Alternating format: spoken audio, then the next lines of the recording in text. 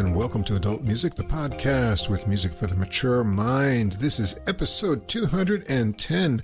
I'm your co-host, Russ. And I'm your co-host, Mike. It's wonderful weather here in Western Japan, Mike. Yeah, I was outside all day reading my books. I should have been listening to music, but just couldn't put those headphones on. I just had to get some vitamin D from the sun. Yeah, I got some too. Mrs. Russ and I went further into the mountains than the mountain lair. And there were some signs up there that said, beware of the bears. Oh, boy. What's going on there? I don't know. Are there actually bears coming down now? Or it had a date. The most recent sighting was last year, so I don't think we have to worry about it. But well, they like the mountains, and we do live in a mountain lair. Or I did anyway, not anymore. Yeah, anyway, pretty soon the rainy season will be coming, and then we'll be forced to stay in the lair. Yeah, and listen to lots music. Of recordings, and that'll be great too. You just got it made both ways. You go out for the sunny day, rainy days, you stay inside, you read a book, you listen to music all day. It's just great. Unhappiness is not possible for us. That's for sure, with all this great music, and we're going to be bringing you some new releases, as always in this episode, 3 classical and 3 jazz releases. And in the episode description, you can find links to all of those releases. There's Spotify, Apple Music, and Amazon Music for all of the recordings that we'll discuss. And at the top of the description, there's a link to the full episode playlist.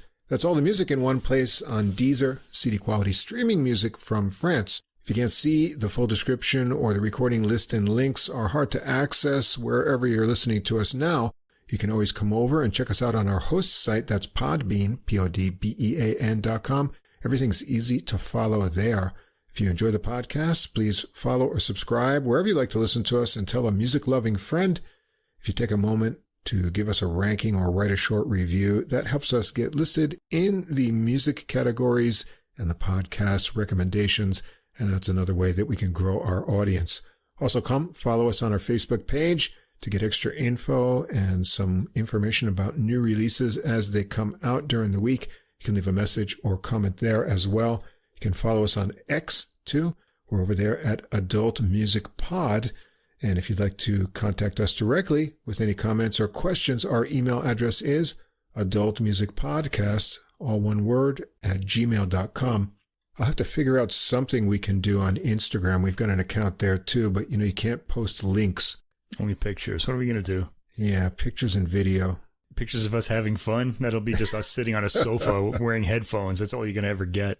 Yeah, I don't think that's the right social media format for us. But anyway. Yeah, it really isn't. Facebook lets you post just about anything there, so I can share albums, share the episodes. Yeah. It's the most useful. And as soon as you get through the 10 ads, it's going to take you to wade through before getting to that post. You'll be able to see it. The ads are horrible there. That's true. Yeah. Anyway, maybe they'll come up with something even better than the options now for us to get things out there in the future. As we go through the music in this episode, as usual, we're going to play music sample clips, and this is our fair use disclaimer. Music sample clips are for commentary and educational purposes. We recommend that listeners listen to the complete recordings, all of which are available on streaming services in the links provided. And we also suggest that if you enjoy the music, you consider purchasing the CDs or high-quality downloads to support the artists. All right, Mike, what do we have up in the classical side tonight? I think we've got a lot of flute going on in both sides of the program. We've got some flute going in both sides of the program, and I seem to have a Nordic thing going on now that the cold weather is gone. I don't know what I'm doing here. I'm really enjoying the warm weather. I'm just kind of laughing at the the fact that it was once cold, but that'll come back at the end of the year, I'm sure. Anyway, yeah, there were 2 records that have like a sort of Nordic theme to them, if not all Nordic composers, but we've got a few of those too. And the first one in the Baroque category is a record called Northern Light, Echoes from 17th Century Scandinavia, which is kind of an odd title because I don't think all of these works come from Scandinavia. No, they don't. So they should have said Scandinavia and North Germany, although that's the next one, I think. I think some of these come from Germany too. Anyway, this features the really fascinating mezzo-soprano Lucile Richardot and Ensemble, Correspondances, and Sébastien Daucé, the director, on the Harmonia Mundi label. This came out on April 11th. And I was drawn to Lucile Richardot and Ensemble Correspondances' last collaboration, the subtly performed Perpetual Night, which is an album of 17th century airs and songs released back in 2018, way before we started doing the podcast. and I wanted to see what they were getting up to on this, their latest release. Ensemble Correspondances also released great albums of religious work in the interim by Dietrich Buxtehude and Heinrich Schütz and Andre Campra in recent years. That's a really great recording, the Andre Campra one. It's a mass, so check that out. In fact, the ensemble decided that they wanted to revisit the German Klaglieder. Klaglieder is lamentation, okay? So this is a sad, sad album. Although it's not really. It's it winds up being cleansing and uplifting, and there are some more upbeat kind of tracks on it too, within the context. They're not like kind of make you get up and dance or anything. Anyway, the northern light of the title not only refers to Sweden, but to the Hanseatic League in North Germany, so like Hamburg and stuff. That's where they were sort of headquartered in the 18th century, or where their base was. So there are a lot of German composers on this album as well. So let's just start talking about these tracks. The first is by Franz Tunder, Ach Herre. Oh boy, there are letters with little circles over them. I don't know how to say these. Lat Dina Helga Englar. I'll just, you Swedish people, just iron that out, okay, in your brain, and you'll know what it means. Anyway, this track has a heavy, for the Baroque, lamenting viol sound. The viols are really sad at sounding instruments, aren't they? They can be, yeah. Yeah, especially now that they play them without vibrato. I guess that's the way they were played in the day, vibrato being a later development. It's really a romantic era, or maybe classical era, element in music.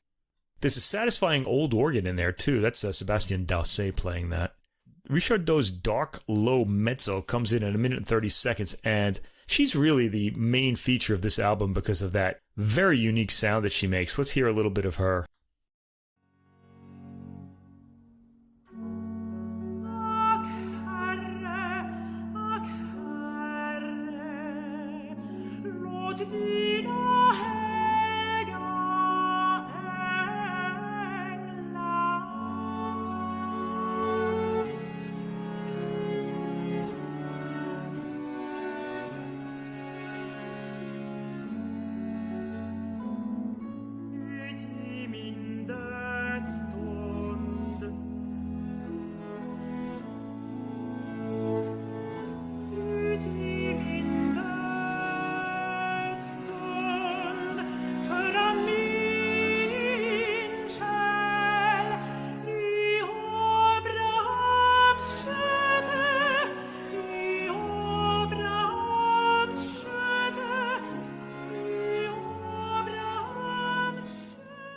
Now, I want to mention, around halfway through that sample, you heard what you may think is another singer, but it's not. It sounds like a sort of a high tenor.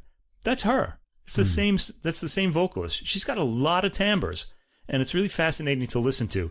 There are men on this recording, but oftentimes she has that sort of like high men's voice when she goes into her lower range. It's really fascinating. And it's a little, creepy, but in a good way, in the way that used to thrill audiences back in the days when they had castrati singing, Anyway, the harp here adds some character to the continuo. Richardot almost sounds like a male countertenor in her lower range.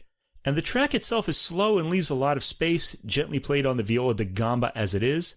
In the piece, the singer asks God to let his angels carry her to Abraham's bosom at her death. It's lugubrious until a brief section that begins, "Then wake from my slumber," where the rhythm suddenly gets a bounce to it. Richardot's voice has a lot of shades to it, especially when she goes into different ranges. She can actually sound like two different vocalists. Now, what's a shame is, she sings Baroque music. She'll probably feature in Baroque opera, but the real superstars in the singing world are the opera singers, and especially romantic opera singers. And I just kind of want to encourage listeners to go out of their way and listen to this. There are Baroque superstars, too, and she's going to be one of them. But I don't think these things play, say, at the Met in New York too much. But maybe they do. I don't know what's going on there anymore. But anyway, a fascinating singer. And we'll hear more from her on this album. Track 2, David Pohle, Herr, wenn ich nur dich habe. This is German. The viola line here is quicker and more melodic, but it's still got an earnest feel to it. The vocals are in after a brief introduction at 30 seconds. The opening verses start slowly with a pleading tone to them and some melismatic vocalization, while their conclusions pick up in energy, each verse growing in energy as it goes on. Once we reach the Ich habe genug section, the sung text becomes more flowing and continuous, and that's the section I'm going to sample. Der starke Gott ist mein. Wir wollten nicht mit Gott vergnüget sein.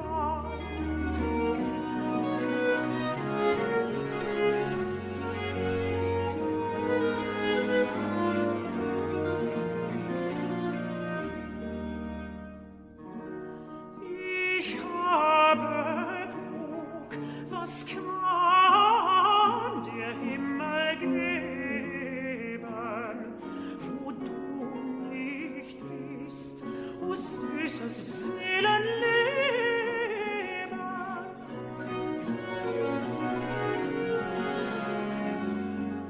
Was ist das nicht? I really love the gentle accompaniment, too, that she's being given by Ensemble Correspondances there. The plucking of the, I guess that's a theorbo. Could be a Baroque guitar, which I think also features in this. And there's a harp in there, too, I think. The music here picks up a quality that carries the vocal along as though it's a gentle stream. The piece has the feeling of gaining confidence that God's comfort will be there as the piece goes on, until the final Amen is positively cheerful and energetic. It's kind of a nice piece. It picks up in energy as it goes. It leaves you feeling good at the end. Track 3, Christian Geist. Es war aber an die Stätte, da gekreuziget ward. This is German, and it starts with a more downbeat, quieter line on the viols. The vocals come in at the 50-second mark, telling the story of Jesus being taken down from the cross and his burial. The music changes from more narrative-oriented opening to a still more somber tone at the more emotional O Traurigkeit section at the 4-minute mark. It's got a lot of chromatic descents, suggesting death and lamenting. Let's hear a sample of this.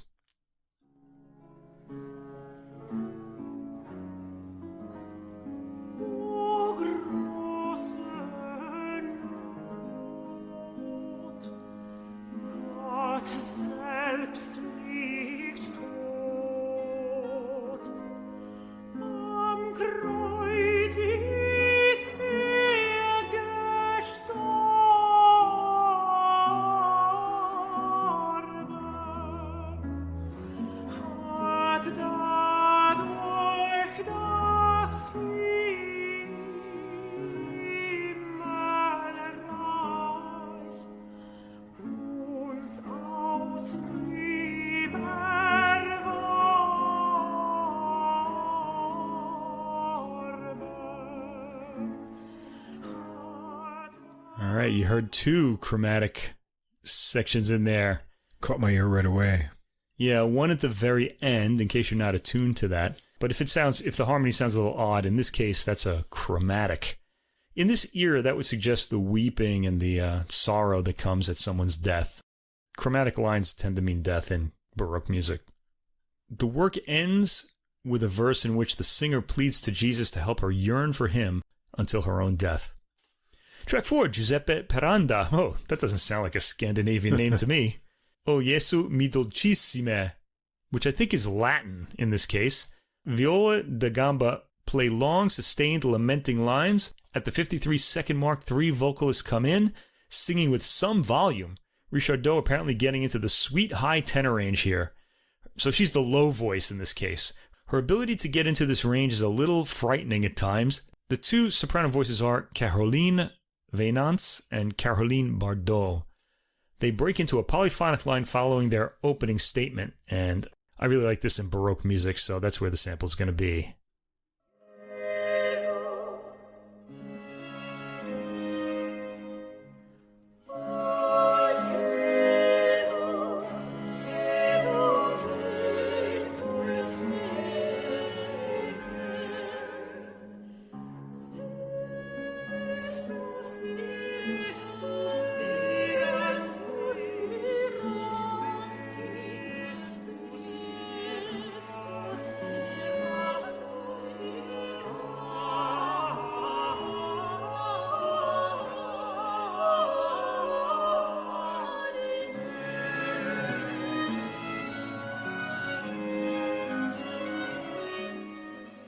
Okay, so once the harmony stopped and the harmony kept going on, but the voices broke up and sort of started doing polyphonic lines, the low voice was Lucile Richardot. Each gets a turn as soloist as the verses go on, and the text is a plea for Jesus to stay with the vocalists. It moves at a slow pace. Track 5, Vincenzo Albrici, apparently invited to the party by Giuseppe Paranda. Cogita o homo. Think o man. The overall tone of the album is a bit downcast, and this has a bit more brightness to its opening, as the melodic lines move a bit more tightly. It gets some energy at about the 45-second mark as the second verse comes in. Already at 30 seconds. Anyway, let's hear a bit of that.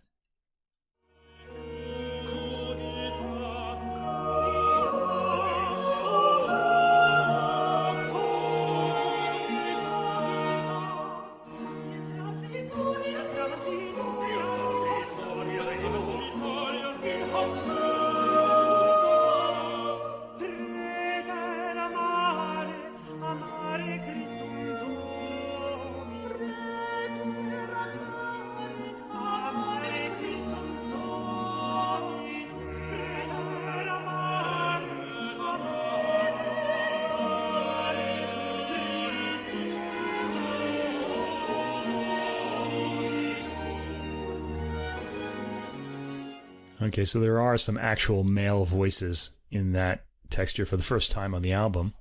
We hear Lucile Richardot, Caroline Venance, Antonine Rondepierre, the tenor, and Sébastien Meyers, or Mirus, on bass. Richardot here is in her sweeter, higher range. Once again, each of the vocalists get a solo turn, and all of them are highly appealing. Rondepierre sounding particularly suave. Richardot's solo here is in her higher range, the polar opposite of the previous track, where she handled the lower voice part. We don't get to hear Sébastien Meyers until later in the work, at around the 5-minute and 30-second mark, and the text is about the transitoriness of the world.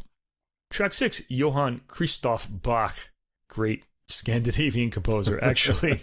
I think it was Carl Philipp Emanuel, our favorite of the Bachs, who was in Hamburg, I think. Johann Christoph, I'm not sure where he was, but he's included here. Ach, das ist Wassers genug hätte. This is a lament. Lucile Richardot has the solo to herself in this German language work. The continuo features an organ among the usual viols and plucked instruments.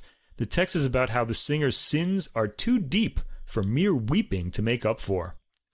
Richardot is skirting that tenor range again, and let's get a reminder of that sound. We can hear it very clearly here as she's solo throughout.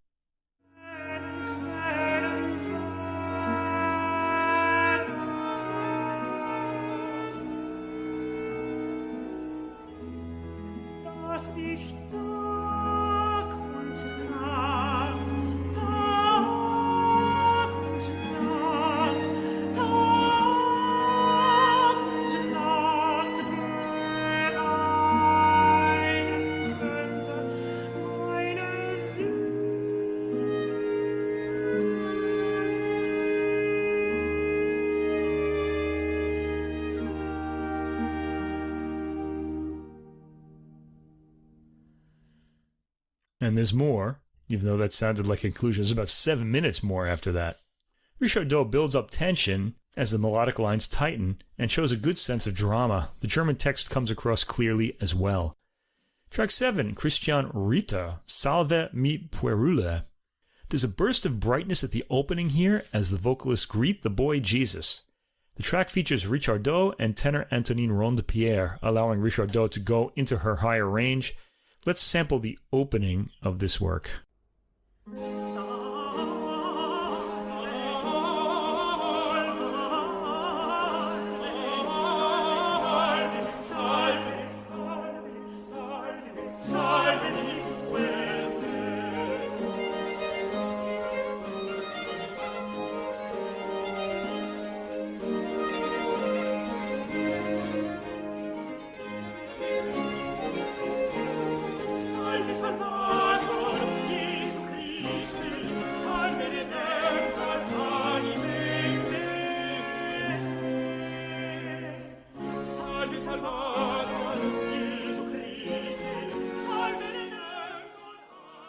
All right, a little bit of cheerfulness there on this record.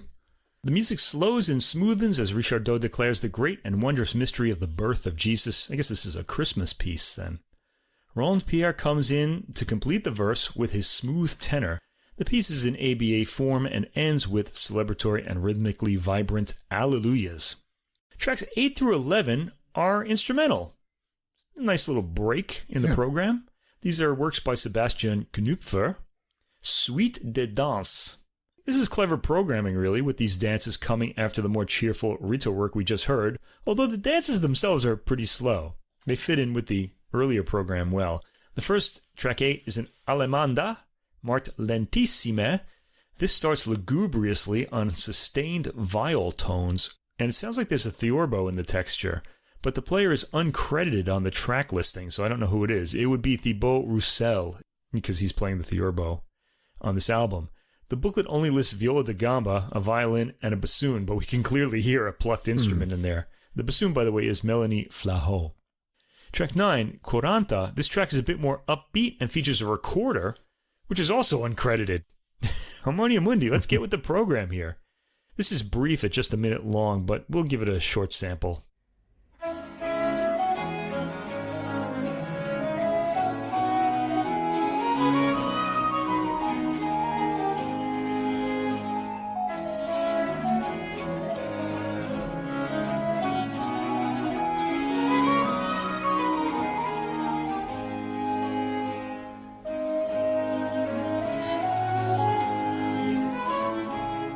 All right, I got to get out of this piece because it's almost over already.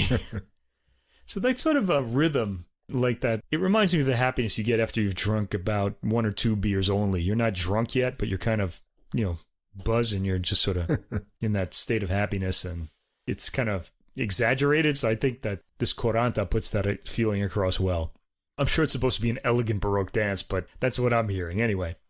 Track 10, Balletto, marked Presto. This also has a recorder solo and is more upbeat still and very brief at just over 30 seconds. And then track 11, Sarabanda. Oh, a very stately dance.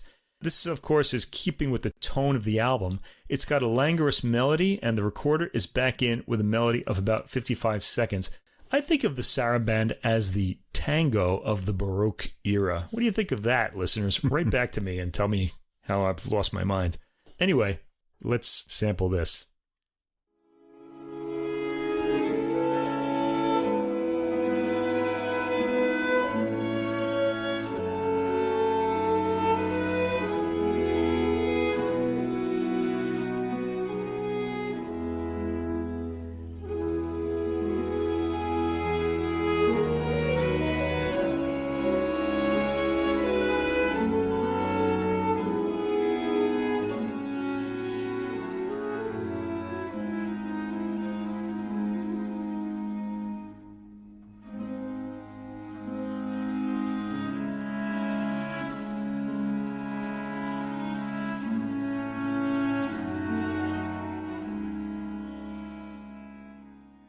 Now, what this has in common with the tango, nothing musically, but it's got a heaviness and a sort of passion to it, and that's what I mean by that.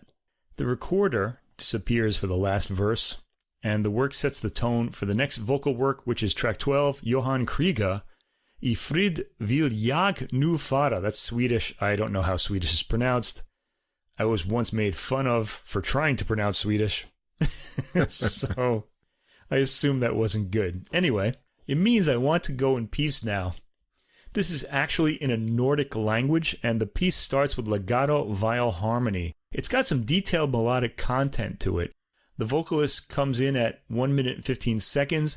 It's Lucile Richardot, impressively singing in Swedish here, and the work is actually a bit Italianate in its expressive melodic lines, and Richardot plays this up. It's got a bit of melisma, which you'd think unusual for such a consonant-laden language. It actually sounds really great. Let's hear a bit of this.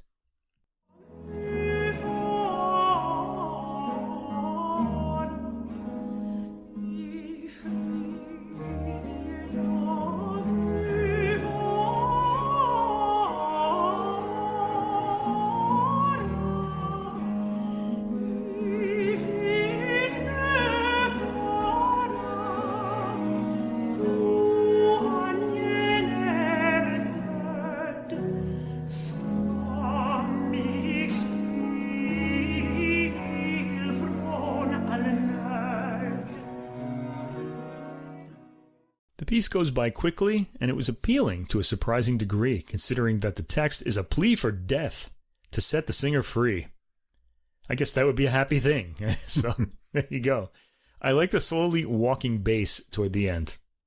Track 13, Franz Tunder, Jubilate et exultate vivat Rex Carolus. Okay, this opens with a full-on antique church organ sound, courtesy of Sébastien Daucé. The viols sound in there too, and this piece explicitly mentions Sweden's King Charles XI, Carolus's Charles. The music has a bit of swing and cheer to it. Now, I don't mean swing like jazz, I mean like it's like kind of rocking, sort of back and forth in this case. Lucile Richardot doesn't figure on this track. Instead, we hear sopranos Caroline Venance and Caroline Bardot and bass Sébastien Mirus. The vocal line recalls Monteverdi a bit in its vocal rhythm evocation of ringing bells. Let's hear this.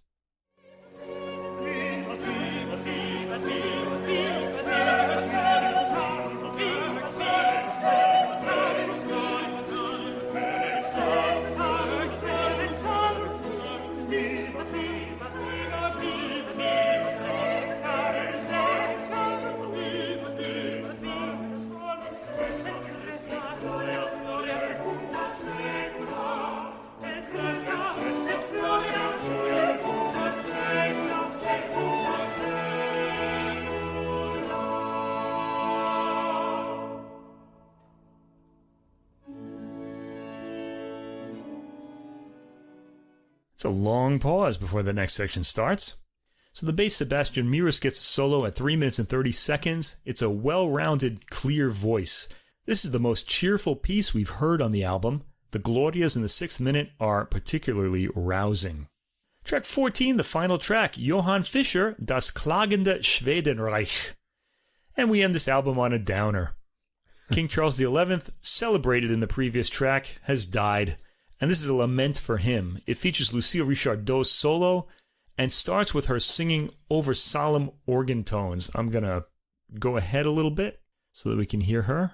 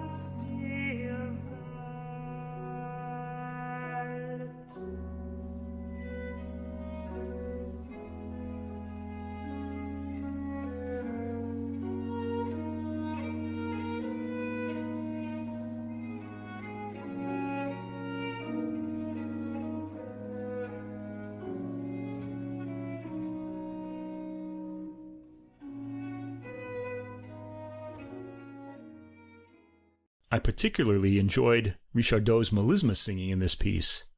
The piece is more solemn than sad. It leaves us in a meditative state as the album ends. Okay, so the themes of a lot of these songs, meditating on death as they do, may be a downer, but the album paradoxically doesn't leave you with a dark feeling. It's a meditative album at the opening, full of pleas to Jesus, and one winds up feeling refreshed when it's over, especially since the program reverts to more cheerful compositions at the end, before ending in a lament. I'm oddly attracted to Lucile Richardot's vocals and her ability to get down into the tenor range, or the countertenor range. She actually sounds like a man at times when she's in that range, yet she can sound feminine in the higher mezzo range as well. It's an amazingly versatile voice, and this is a well-performed album of Baroque rarities. They're on the somber side, as I said, but you can't go wrong with these performers. It was interesting to hear some Baroque composers that I've never heard of, and a few that were surprisingly included in the program as well. There were a lot of minor key works to start things out here, but it brightens as the program goes along, as you mentioned. Some things that stood out were the interesting chromatic movement in the vocal lines in the Geist work, and I was happy that you sampled them so I could hear them again. Yeah, cool. And I also enjoyed the harmonies in the Johann Christoph Bach work. The program keeps it going fresh as it brings variety in the vocals and instrumentation as it goes on, bringing in male voices. And then we even get to hear organ at the end, which was cool, something newly unfolding as it goes along. And the instrumental suite in the middle was enjoyable too. I liked the programming choice there. So yeah, overall, an interesting, fresh Baroque listen for me. Yeah, ensembles like Ensemble Correspondances have a way of changing their sound from track to track, like putting different instruments in the continuo and just having like a whole different texture. And I think it really helps the listener get through the entire album. Yeah, you stay focused, hearing something new all the time. I enjoy that. Right, and it's subtle too, so it kind of allows you to zoom in on something a little quieter. I think it's good for the soul and the brain to really focus on music like this. Okay, we're still in the Nordic countries. Maybe. Yeah, like Ireland. At least according to the title. Nordic Treasures. This is by Katharina Samis on flute. I'm assuming that's how you pronounce her name. And Mari Inoue. I know this name. It's a Japanese name. On the piano. This is released by Ars Produktion, 21 March 2025. And I'd like to thank Annette Schumacher for sending us a booklet for this recording. The album starts, rather oddly given its title, with Hamilton Hardy's In Ireland. Now, Ireland really isn't Nordic, although I guess it is kind of north. Anyway, this piece was written in 1915. The notes suggest that the folklore of Ireland may have counterparts in the Nordic countries, but it doesn't elaborate on that. I think the performers just wanted to play it. Anyway, it's fine with me. The work channels the musical language of Hamilton Hardy's homeland of Ireland and bundles the virtuosity and energy of the Irish style of playing on flute and piano. There's also a version of this piece for flute, harp, and orchestra, not on this album, but it exists.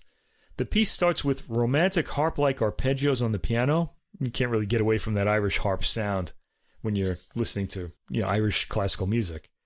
The flute sound comes in high and is on the harsher, piercing side, showing a kind of wildness that's probably appropriate for the piece.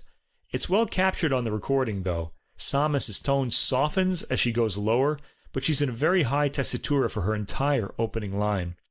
Samis shows some virtuosity in the faster connecting line she's given, and I like the Irish tune she's given at around the 2-minute and 50-second mark, played with a rhythmic lilt and softer, more cushioned tone. The piano takes it up next. When this section ends, the piece goes back to something like the opening, then another quick moving Irish tune comes in. I'm going to sample that second Irish tune. Here we go.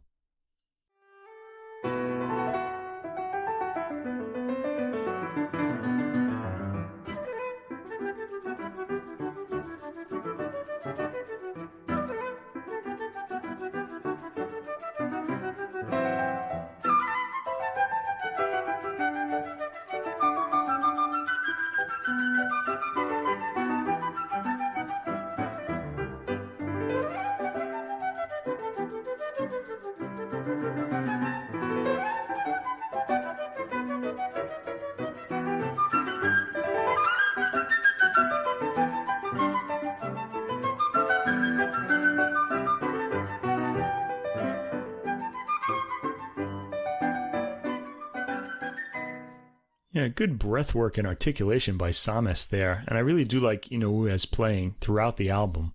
Hardy seems to go through quite a few tunes in this under 7-minute composition. It's pretty impressive composing. The work is held together well by the duo and makes for an interesting opening to the program, and the work ends with a dancing melody. Track 2, Johann Kvandal, who lived 1919 to 1999. Nocturne for Altflute und Klavier. So an Altflute would be a high flute, I guess. This was written in 1980. Kvandal uses Norwegian folk music and the musical language of Edvard Grieg as points of departure, while daring a balancing act with the avant-garde innovations of his time. The composer defines his style as free modern tonality, which also seeks proximity to the supernatural, the inexplicable. This is another fairly brief work at just over 5 minutes. The piano opens it with moody chords. The flute enters in its lowest end, and this is always a cool sound. I like the low ends of any kind of wind instrument, really. Let's hear this flute entry.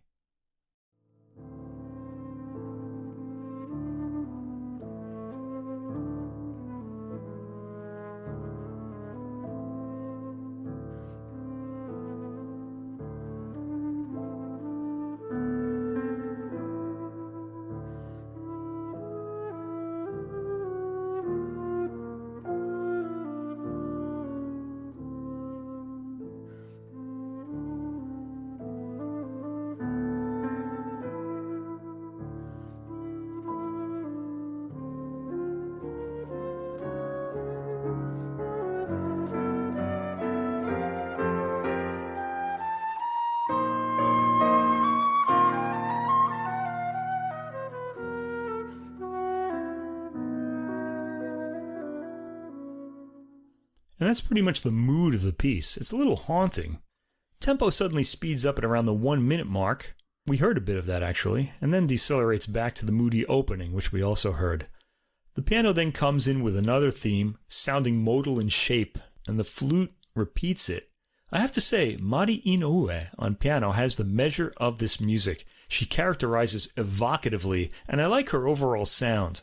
At 3 minutes and 10 seconds, the heavy, low opening theme of the flute returns as the piano returns to its trudging rhythm. It's a rather haunting work and a nice discovery with low flute tones that we rarely hear in compositions. Alright, tracks 3 through 5, a very familiar work, Edvard Grieg.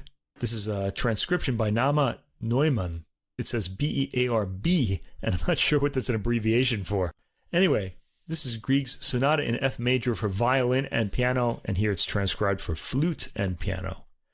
The violin virtuoso and composer Ola Bull, who had worked for years on compiling folkloristic tunes and dances, drew Grieg's attention to the possibilities of the hardanger fiddle, which in addition to the 4 strings of the violin, had 4 resonance strings that contribute to a particularly overtone-rich, open, and assertive sound.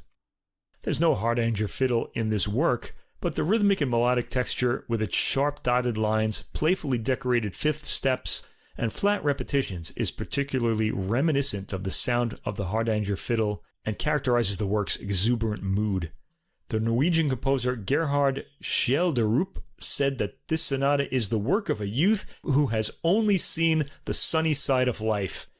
Now, he probably meant that as a criticism, but what that means to us is we want to hear this work because this person has no problems, and by listening to it for around 20 minutes, we don't either. Anyway, track 3, movement 1, Allegro con brio. This starts up without a pause after the Kvandal work, so it kind of was a little surprised that we just launched right into this.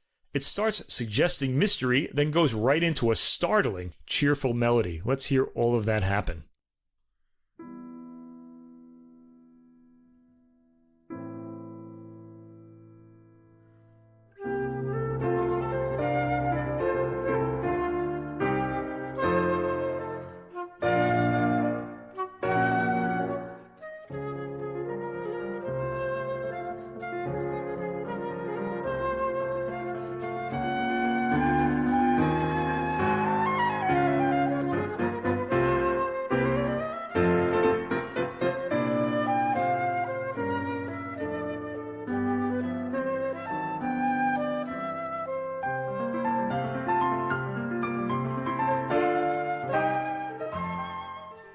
Not only is this a cheerful work, but it sort of brings us to slower and kind of more peaceful times. It just feels very pastoral and connected to nature. The tempo taken by the duo here is on the slow side, and I feel that the performance, though it communicates a wonderful sense of innocence, doesn't evoke as much joy and playfulness as it can as a result, although it does communicate that. Still though, lines are well shaped and everything is in place and easy to enjoy. The joy really is built into this movement. There's great clarity in the ensemble and on the recording. The second run-through of the exposition is over with a full cadence at 4 minutes and 30 seconds, and the music wispily drifts into the development via the piano. The flute follows with a repeat of the theme in this now minor key. The flute has some impressive, rapid repeated notes in its line at around the 6 minute mark that sound much more difficult on the flute than they would be on the violin. A crescendo has us burst into the end of the development, which modestly decrescendos and pauses at the end. At 7 minutes and 12 seconds, the opening theme is heard haltingly. It eventually takes on its full speed. The piano plays a final figure after the final chord of the theme is reached, leading to a fuller but softer final cadence. Track 4 is the second movement, Allegretto quasi andantino.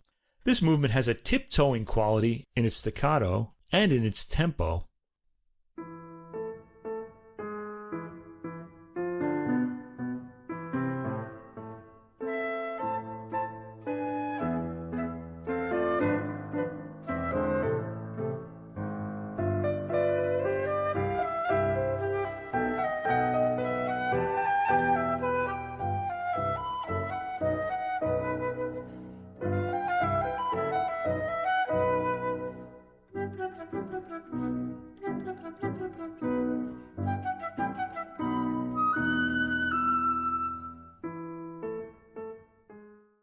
As is so often the case with Grieg, the theme is appealing. That theme is played more slowly, in a lumbering style, at around 1 minute and 30 seconds, sounding like it's going off kilter. The next variation on the theme is flowing and twisting. After that, and after the next iteration of the theme, there's a tiptoeing theme with light dynamics. The theme is then back for a full statement at the end. One more departure is heard, with some long scalar ornaments by the flute. We hear the theme again. The flute lets herself go modestly to the end, and the two instruments bring the movement to a quiet close. Track 5 is the third movement, Allegro molto vivace. An impassioned outburst from the piano quickly leads to yet another impossibly cheerful tune.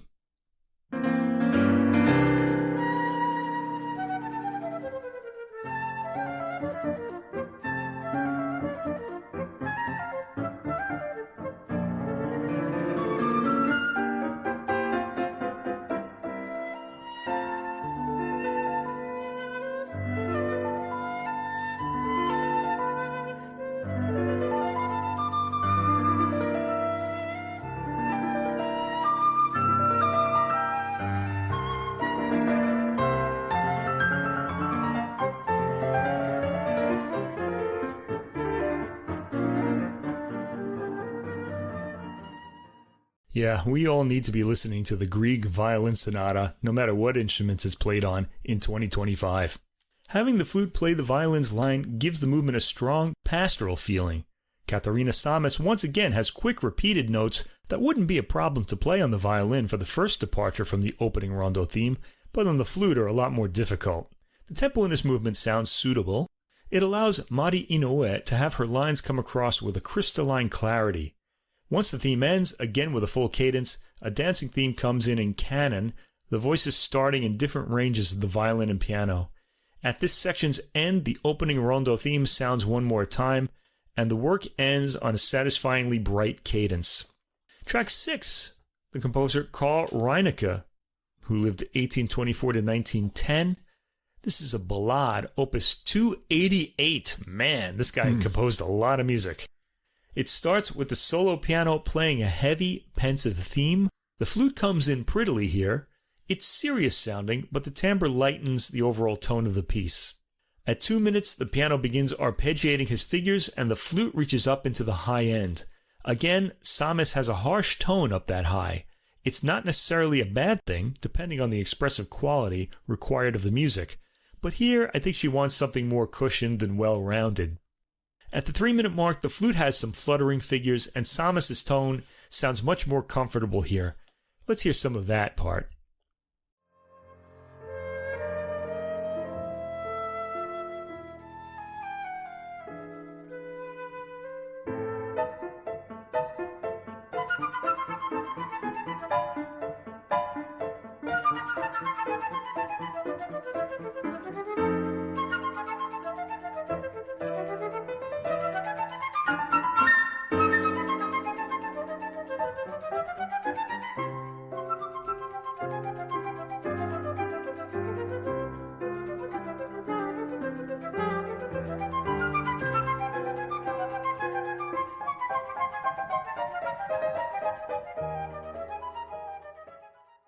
Okay, we heard some of her high tone there as well.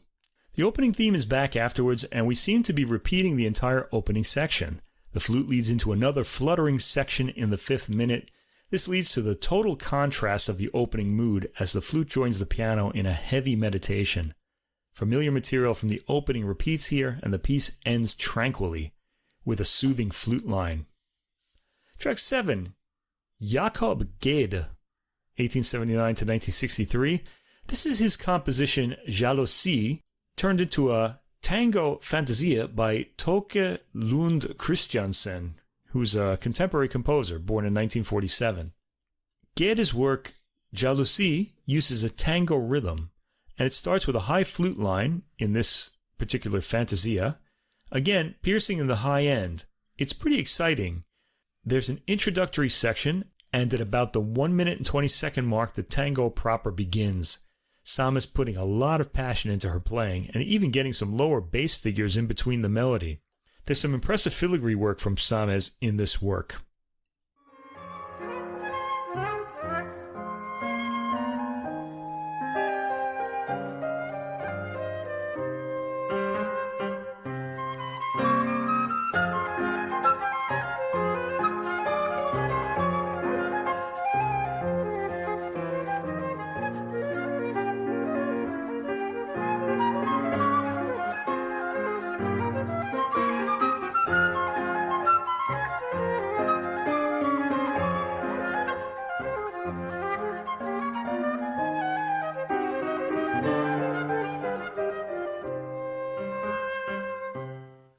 Yeah, Samus really produces a wall of flute there.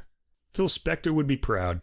This is an interesting tango. It covers a lot of different moods in a teasing way. It's a lot of fun. Yeah, that's the fantasia part, I think. The textures change inventively throughout the work, and I particularly enjoyed the gentler theme that starts just before the 3-minute mark.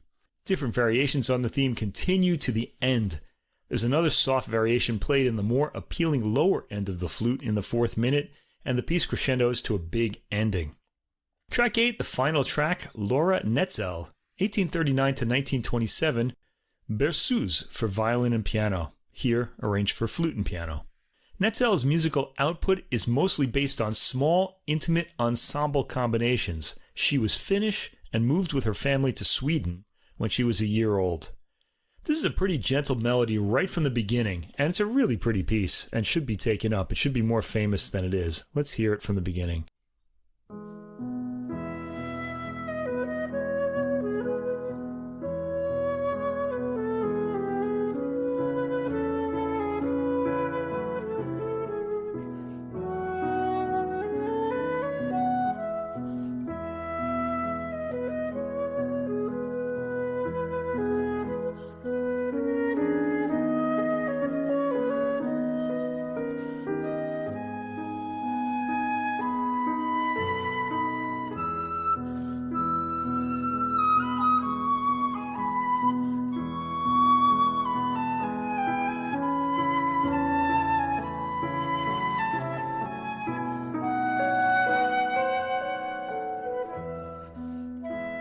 And you notice Samus does temper her tone in the high end there to make a very pretty performance all the way through. Inoue hits just the right dynamic to support the flute, too. Her playing has really been stellar throughout. This work has a brief B section, then it returns to the opening. There's an even more gently taken coda at the end, leading to an initially false cadence that's very appealing and writes itself to the end cadence, with the flute ending on a high sustained note. The main work on the album is, of course, Grieg's Violin Sonata, here adapted for flute and piano, but there are some compositional discoveries to be made in the works surrounding this centerpiece. I was left with a lasting impression of Laura Netzel's program concluding Berceuse for its all-around gentleness, and Tok Lund Christiansen's take on Jakob Gede's tango, Jalousie, had some captivating moments, and was inventive throughout. Johan Kvandal's Nocturne comes across as mysterious, while Hamilton Hardy's In Ireland, though a puzzling inclusion on the album, excites with its upbeat Irish melodies. Katharina Samis on flute plays with a lot of dedication and passion. She gets a harsh, piercing tone when she goes up high on her instrument as a result, and this suits some works more than others. She's the type of flautist I'd like to hear play a work like André Jolivet's Chantelinos with its wild flute lines. She's certainly got the virtuosity for it, which only comes out in certain moments given the program. Mari Inoue's playing is stellar throughout, as I mentioned, not only coming across clearly and with consummate balance, but evoking the character of each work perfectly. This is a rewarding listen, not least for the outer works of the program, which are well worth getting to know. This was all melodic and easy on the ears. Samus's flute tone is pleasing and warm in the lower register, as you pointed out, especially appealing to me on the Kvandal Nocturne. And Grieg is one of my favorite composers, especially his cello works. I was interested in this transcription of the violin work for flute, and I was thinking about the phrasing and finding places to breathe on the flute. Yeah. But the performance comes off very naturally on the flute, and it almost sounds like it was made for it. All of the works are appealing here. The tango Fantasia was fun and teasing with different moods, and the Netzel was pretty and kind of forlorn. I enjoyed that kind of dual nature to it. Inoue is a sensitive accompanist, and these two seem to have a natural form of communication with each other, and that comes through in the performances of all the works. Yeah, when you're writing a piece for the violin, you're not really thinking of where the breaths are going to come because it's played with the hands. Yeah. And so the composer would have to think of, where the flautist is going to breathe. Although these days, I guess they don't have to, because now wind players have that circular breathing that they can do, and they can just keep that tone going forever. So somebody figured that out. Not everyone could do that, though. Yeah, I think it's a high-class skill. Okay, I'm really happy to say that this year I've managed to get a contemporary composer for most of the ends of the classical section, and this week is no different. I've got a contemporary composer that I don't believe we've talked about before. No, and an interesting one, too. Yeah, Michael Daugherty. He's American, born in Cedar Rapids, Iowa in 1954, and this will come into play in one of the works on this album. The album is called Blue Electra, Last Dance at the Surf, and To the New World, or rather, those are the three works that are featured on the album. It features Akiko Meyers on solo violin, the Albany Symphony, and David Allen Miller conductor. So this is from Russ's hometown, Albany. Yeah, good old memories. I've studied trumpet with Hank Carr of the Albany Symphony back in the 80s. And used to go see them all the time. I bet they're all different now. I'm sure. Some of them probably are still there, though. Some of those guys tend to stay for their entire lives. This is on the Naxos label, released on April 11th. All three of these works have programs. The first one, Blue Electra, for violin and orchestra, composed in 2022, only 3 years ago, was inspired by the sensational life and mysterious disappearance of aviation pioneer Amelia Earhart, who's pictured on the cover next to a biplane's propeller. She vanished without a trace while flying her Electra airplane over the Pacific Ocean, and that's where the title of the work comes from. Track 1 is the first movement, called Courage 1928. It's a musical reflection on a poem written by Earhart before her first transatlantic flight. The work starts solemnly with a theme over a set of rising chords. Sound quality on the album has great clarity, and the bass presence gives it warmth. And Akiko Meyers' entry at about the 50-second mark shows her sweet tone and her solos highly melodic and really immediately appealing material. The sweep is wide and pastoral, almost like Vaughan Williams' The Lark Ascending. Let's hear a bit of that.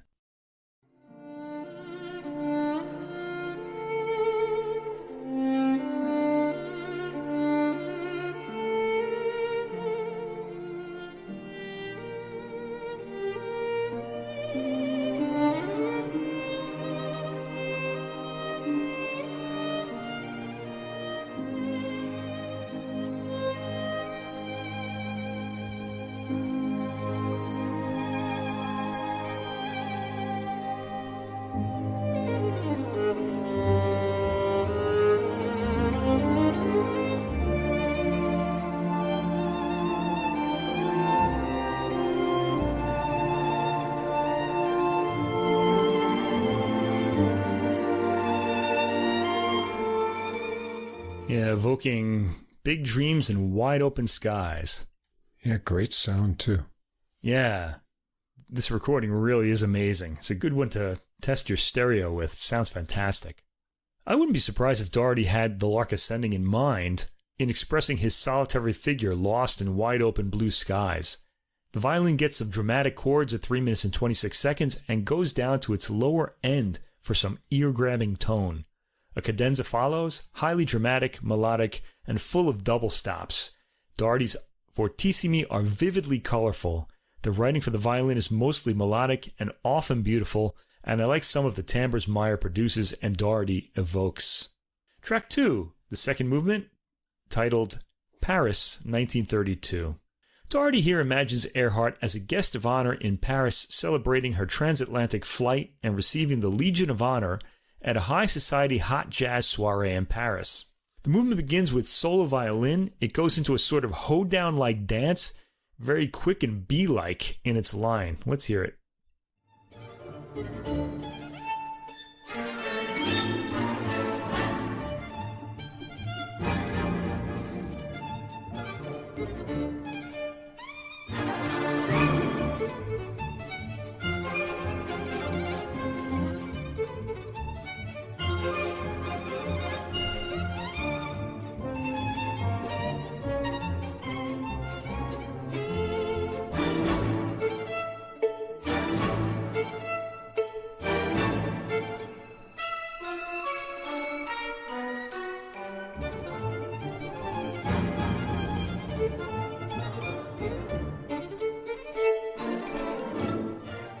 And as you heard at the end of those phrases, Akiko Meyers has a bit of the ear for the Stefan Grappelli style of violin playing.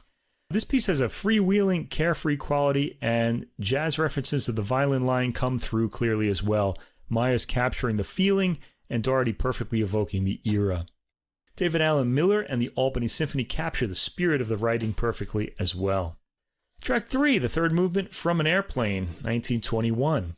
A musical rumination on another poem written by a young Amelia Earhart here, dreaming of the day she will be in the pilot's seat of an airplane as it spirals through the clouds. This movement starts with some glissandoing harmonics and sawed-off double stops. It's a bit adventurous within the language Daugherty is using, but a steady rhythm is then outlined by the orchestra, and the violin plays a dreamy melody on top, which in turn becomes virtuosic in its dramatically rising and falling figures.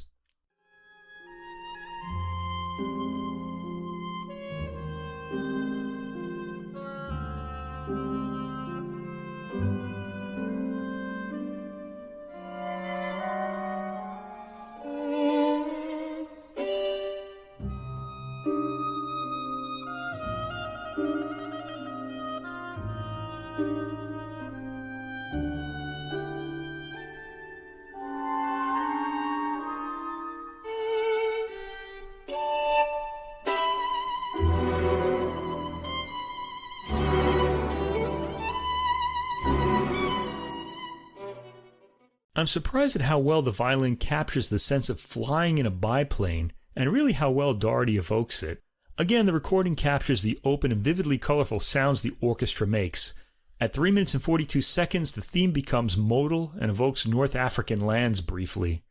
The movement ends with a skittering, racing violin over a dramatic orchestral build-up. It's exciting. And track 4, the fourth movement, Last Flight, 1937, refers to Amelia Earhart's attempt to become the first woman to fly around the world in her Electra airplane. Running out of fuel on the last leg of her flight, Earhart and her airplane disappeared somewhere over the Pacific. The violin starts the movement yet again with staccato, almost rough-sounding figures, slowly rising, then starting again. We'll hear them return often, as in a rondo, so let's sample that.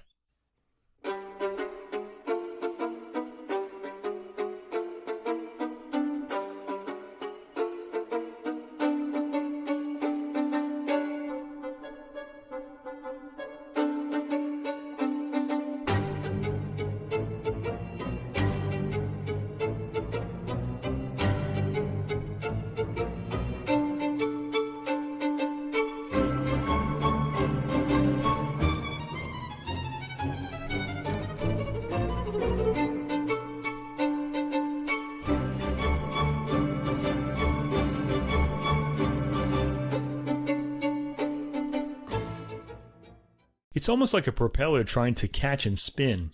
The orchestra comes in with a bold, dance-like rhythm briefly in the first minute, before the violin starts its rising and free-falling lines, which we've heard a bit of throughout the entire 4 movements. A cadenza-like set of passages, echoed by the orchestra, begins at 2 minutes and 30 seconds. The movement has a sense of difficulty and adventure to it. Daugherty's writing coming across as inventive within its very traditional melodic tonal approach. At 5 minutes and 25 seconds, there's a bit of foreboding in the low winds as the music quietens. The violin line is more modest here too, often reaching up into its high end. It then goes down low for a heavier section. Then at 9 minutes, the violin produces a quickening tremolo, evoking perhaps a falling plane. The piece ends with this line cutting off. Track 5, Last Dance at the Surf. This is for orchestra, written in 2021. This work was commissioned for the 75th Iowa All-State Music Festival, the state Daugherty is from, you'll remember. He says one of his favorite road trips in Iowa is a drive to the majestic Surf Ballroom in the small resort town of Clear Lake, around 140 miles northwest of Cedar Rapids, Daugherty's boyhood hometown. Opening in 1934, many of America's most famous swing, jazz, and rock and roll bands have performed at the Surf for generations of music lovers, dancing the night away on the immense hardwood floor. The Surf is also remembered as the place where young rock and roll stars Buddy Holly, Ritchie Valens, and the Big Bopper gave their last performances of the Winter Dance Party Tour on the evening of February 2nd, 1959. They died hours later in a charter plane crash caused by severe winter weather. So there's another plane reference in this piece. The Surf Ballroom was declared a National Historic Landmark in January 2021, and in memory of that and of the 3 rock and roll legends who died in February 1959, Daugherty here has composed a 1-movement dance symphony. The opening 5-note rhythmic groove is reminiscent of a Buddy Holly guitar riff. The minor chords in the coda that interrupt the fanfare are a premonition that destiny is just around the corner. So this work starts with a wood block followed by a syncopated rhythm. Winds play a unison theme over the rhythm following the syncopation. There are multiple lines after a while. The patterns lightly evoke John Adams' approach, but don't sound like him at all in the end, being far more melodic. Suddenly, a quieter, less rhythmic theme, flowing in strings, starts interrupting until gaining the upper hand in the second minute for a while. The opening theme returns reorchestrated after that. Low brass and bass register vividly, as do the light chiming percussion gently played toward the end of the third minute. New rhythmic themes and patterns emerge. I like the low, reptilian brass that comes in at around the 6 minute and 55 second mark as the rhythm suddenly straightens out and the percussion vanishes. This section has a more sweeping, nostalgic feel to it. There's some brief chiming percussion magic too, perfectly captured by the recording, in the 8th minute, and that leads to the opening rhythm with a more urgent theme over it. Let's sample that.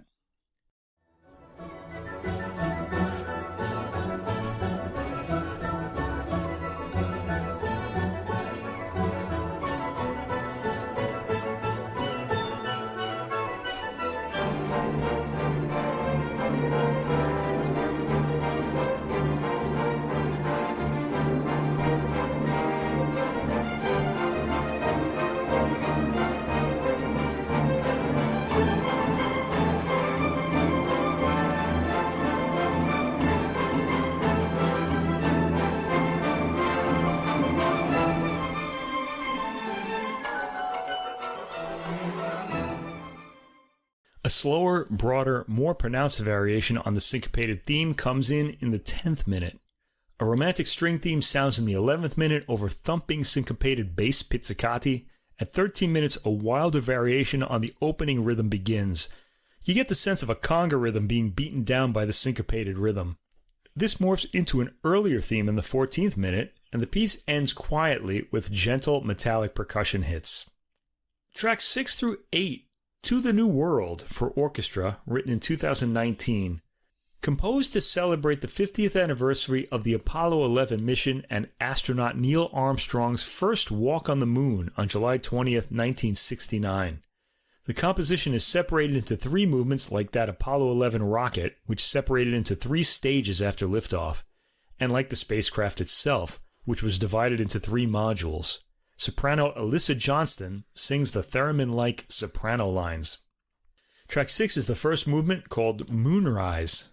It evokes the sense of awe and trepidation that the Apollo 11 astronauts might have felt as they traveled to the New World. Meaning the moon, not the Americas. Neil Armstrong played the euphonium during his college days and was a lifelong music enthusiast. He brought cassette tape recordings of his favorite music, including Dvorak's Ninth Symphony, from the New World. So there you go. That's where the title comes from. And Daugherty has interwoven musical fragments and chords from the second movement of that work and adds a solo euphonium to the brass section. The ominous, dissonant cluster chords and atonal punctuations remind us of this perilous mission's dangers and uncertainties. The piece begins with a recording of President John F. Kennedy's famous speech, "We choose to go to the moon." It sounds a bit sped up here. This cuts to the countdown of Apollo 11 as heard from NASA.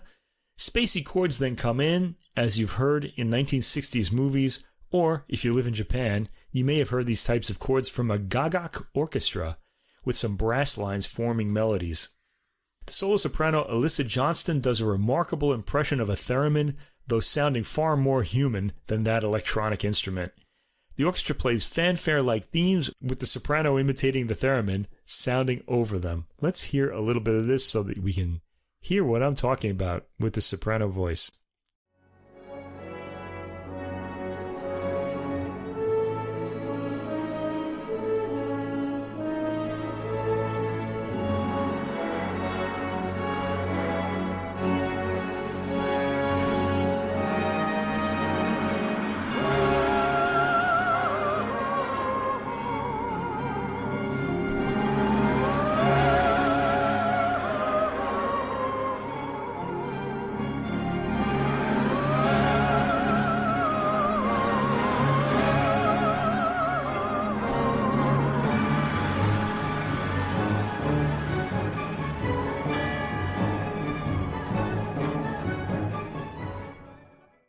exciting stuff.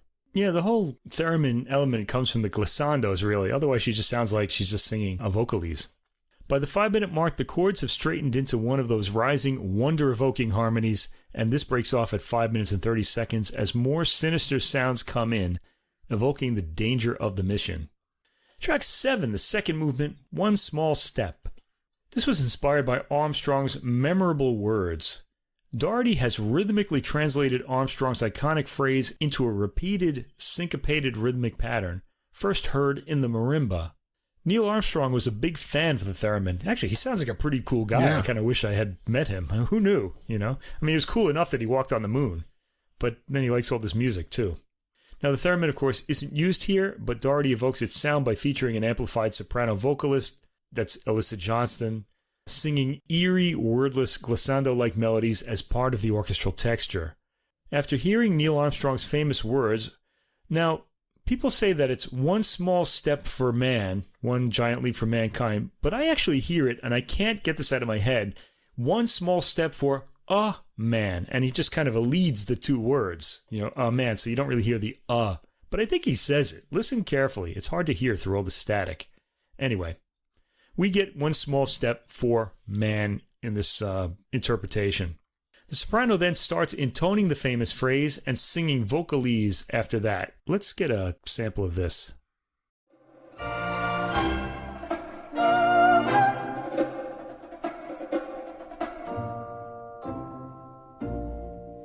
That's one small step for man, one giant leap for mankind. That's one small step for man, one giant leap for mankind.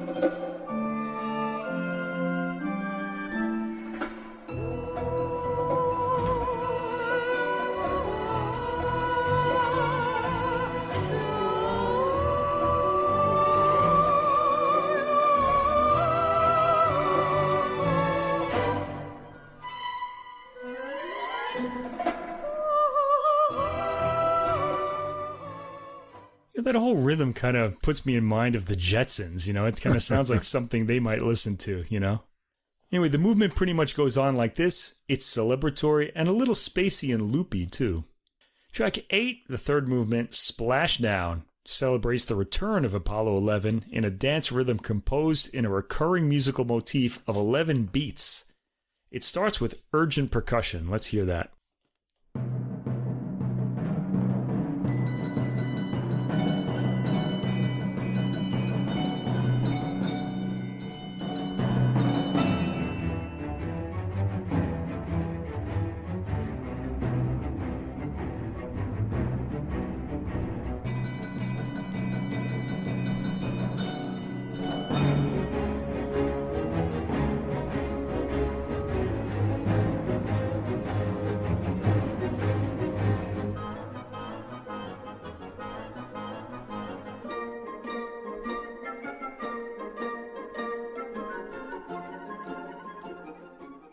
You counting that out, Russ? No, I was just enjoying it. Me too. Well, I can hear the 11 beats just because he said there were 11, but if I had to guess it myself, I would have come up with that. And he does it, I guess, because of the Apollo 11. It's the number of the spacecraft. Very clever, Mr. Daugherty. Strings come in echoing the rhythm, and the rhythm continues its urgency as the syncopated pattern is passed through the orchestra.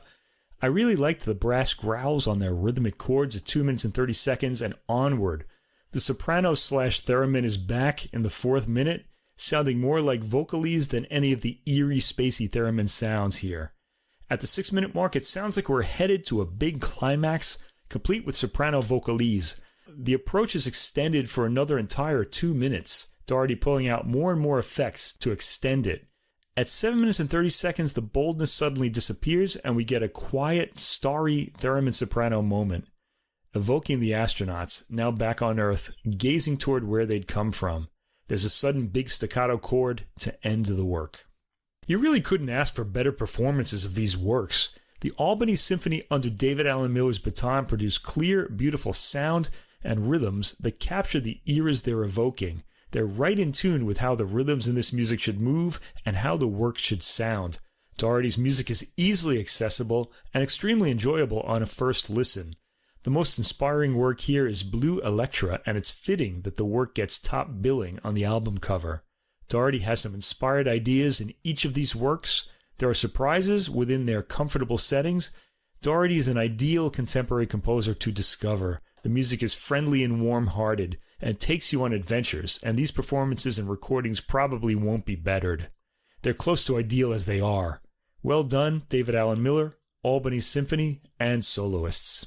This was all easy to take in and enjoy on a first listening.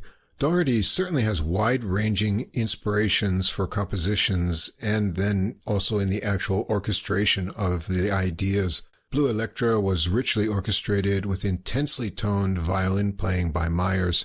The Last Dance at the Surf had a lot of rhythmic excitement and fun woodwind parts.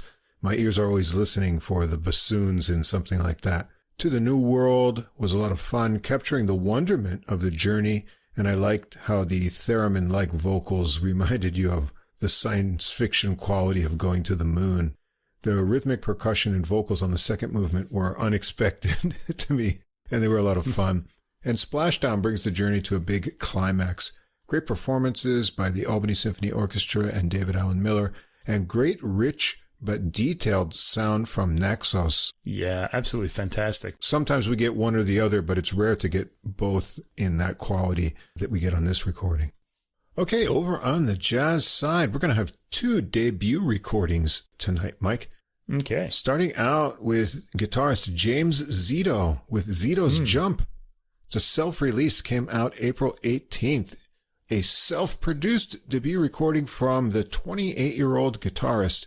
Born in Orlando, Florida, now New York-based, James Zito is a graduate of Juilliard's Artist Diploma Program. He's played at Dizzy's Club, Coca-Cola, Rose Hall, Birdland Theater, the Django, Mittens Jazz Club, and the Blue Note, among other venues.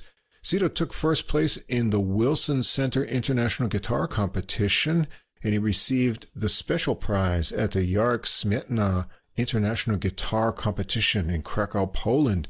He's performed with Wynton Marsalis, Rodney Whitaker, Wycliffe Gordon, Michael Deese, Jane Monheit, among other big jazz names. And on this recording, he's on the guitar and also the executive producer. We've got Rodney Whitaker on bass here and Joe Farnsworth on drums, Luther Allison on piano and organ, and we heard his debut recording back in episode 175, Summer Joys, I Owe It All to You on Positone. And that was his debut as a leader, and it made our best list of the year. And we've got Chris Lewis on tenor saxophone and flute. Those are the musicians on most of the tracks, and we've got a couple tracks with a bigger ensemble that's going to include Nicholas DeMaria on trumpet, Joseph Miller on alto sax, Jack Kotze on trombone, Jarian Jamanila on baritone saxophone, and we've got a couple guest vocalists in Georgia Hears and Tyreek McDowell. On the recording end, Matt Heilman was co-producer, Nicole Maria Odraman Valenciano co-producer, Maureen Sickler recording engineer, Don Sickler recording assistant, Sam McCarthy editor, and again, we always hear his name, Dave Darlington mixing and mastering. This is really the adult music all-star jazz band, isn't it? In a big way, yeah. Yeah. The recording gets going with Zito's Jump, the title track, and things get started with a boogaloo, Mike. I heard that right away, and I was like, okay, this is going to be great. Yeah, if you listen to our show regularly, you know that Mike and I are really fond of the boogaloo, so I was hooked right away here. A little voice and what sounds like a muted string sound comes before the 4-measure intro of syncopated hits and a drum fill from Farnsworth. The fun and funky 32-measure melody takes you back to the 60s with playfully mixed rhythmic licks and syncopated hits a la Lee Morgan's Sidewinder. Let's hear things get started. New number 2047.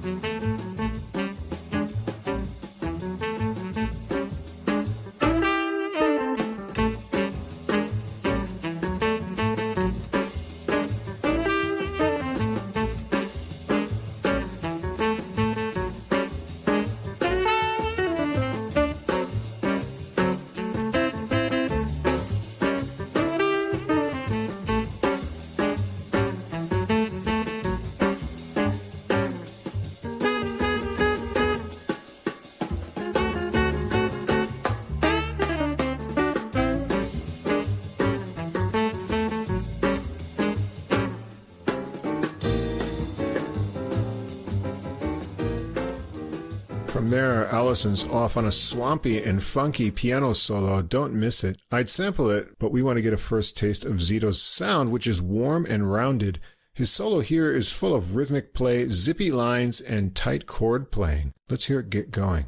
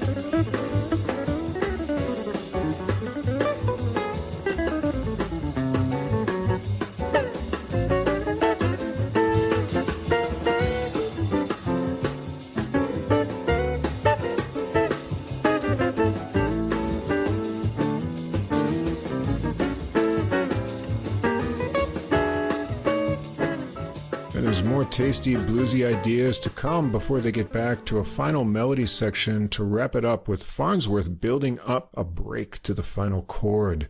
Track 2, another Zito original, Bird in the Wind. This is a contrafact built on the changes of Gone with the Wind by Ali Brubel, and a nod to Wes Montgomery's version, and also to Bird, Charlie Parker, and his harmonic invention. It has a nice, easy feel over looping bass ideas, and the melody is worked in unison by Zito and Chris Lewis's sax, sometimes splitting into appealing harmony. Let's check it out.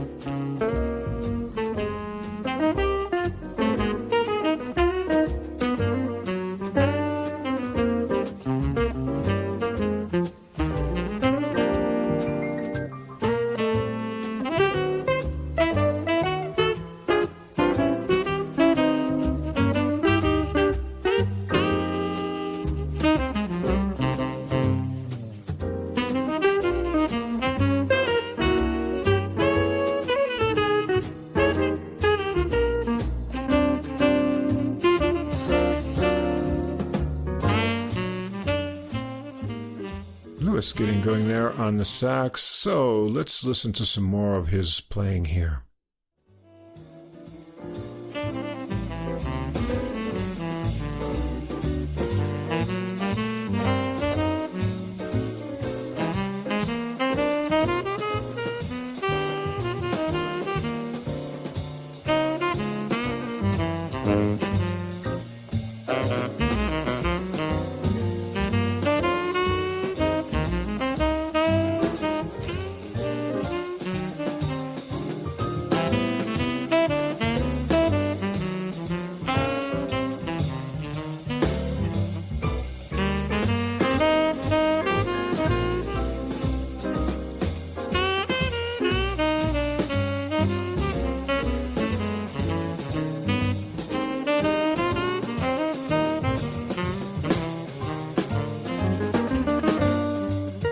Great warm tone and relaxed phrasing. Zito follows from there with fluid lines, getting into chords. I like how he includes extended sections of chords in his solos. Track 3, another Zito original, Island Girl. An 8-measure intro with neat guitar and bass figures. Farnsworth makes a light and clicky bossa groove with a breezy melody from Zito and Lewis's flute for an appealing tone combination. Let's hear the start of it.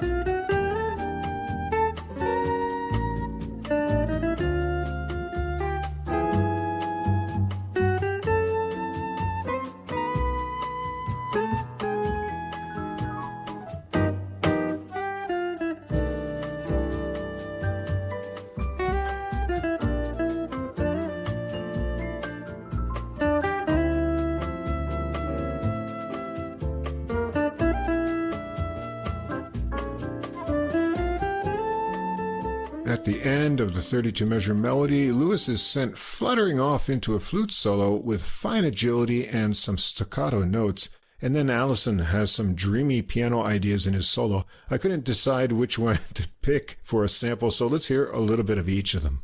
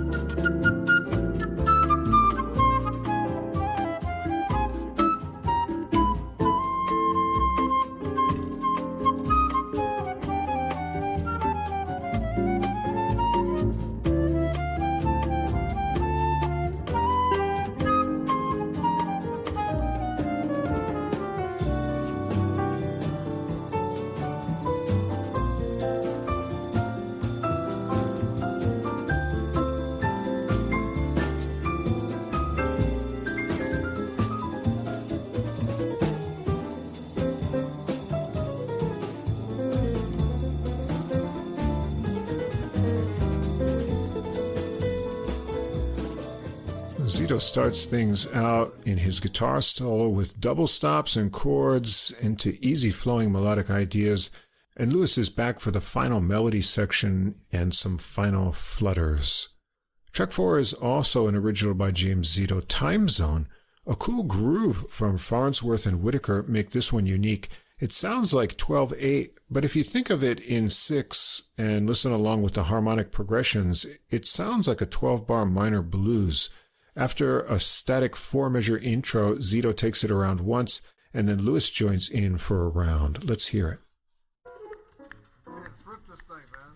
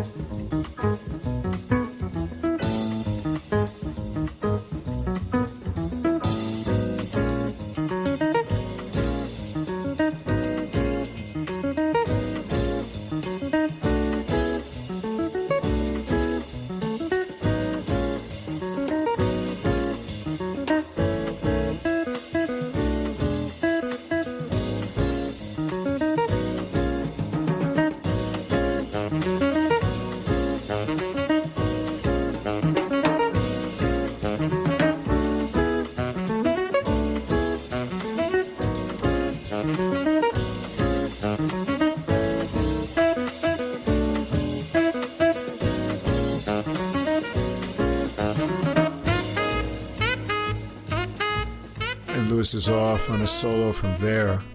Let's hear Zito's solo on this one that has a lot of rhythmic excitement.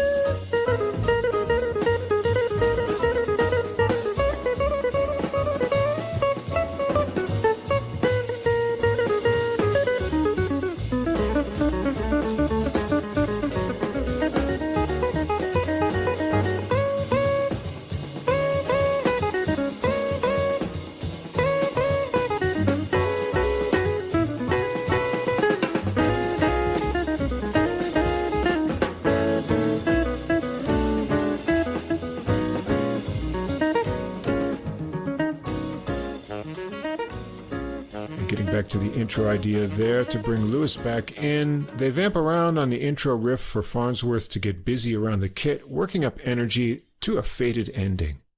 Track 5 is a Jimmy Smith tune, Ready and Able. This comes from 1956's A New Sound, A New Star Volume 2, also released as The Champ. bring in the other horns to make it a nonette now.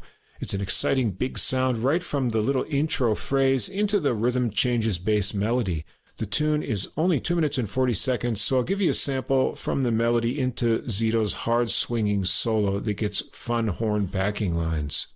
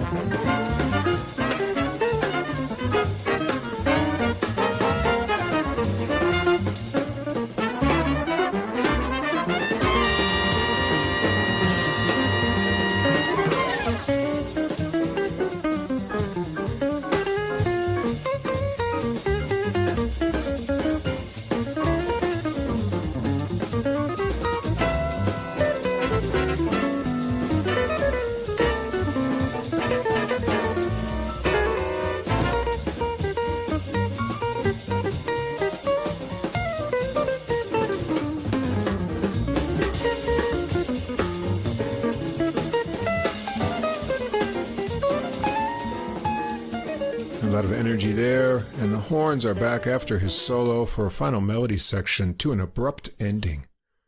Track 6, another Zito original, Pensa Nisso, which I believe means think it over in Portuguese. A more chilled out bossa for this one here, with the group scaled back to a quartet.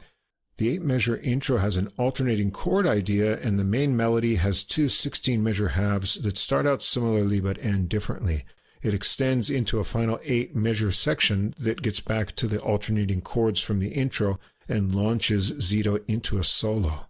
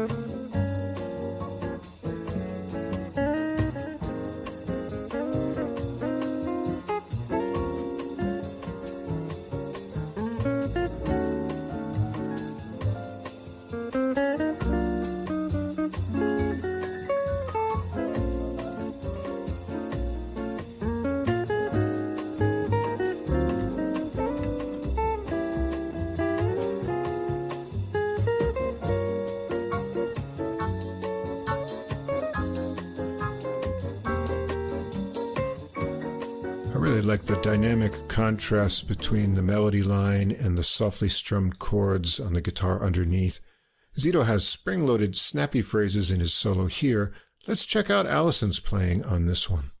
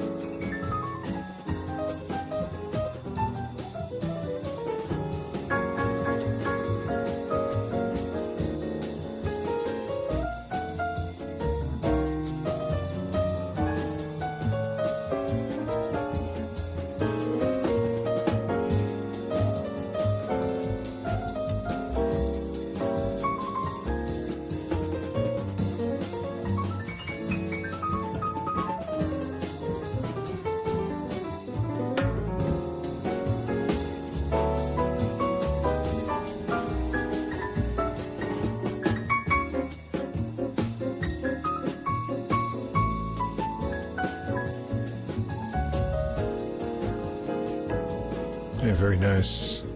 I'm really looking forward to his next release as a leader. After the final melody section, Zito ends it with some fine guitar flourishes. Track 7, another Zito original, Minor Lies, back to the nonette lineup for another tune. After an 8-measure intro, the horn and guitar melody is made up of a repeated rhythmic riff Listen to the pattern of the shifting harmonies and you'll hear what's going on. It's 2 times around an interesting blues progression with a tag ending and a break into Zito's solo.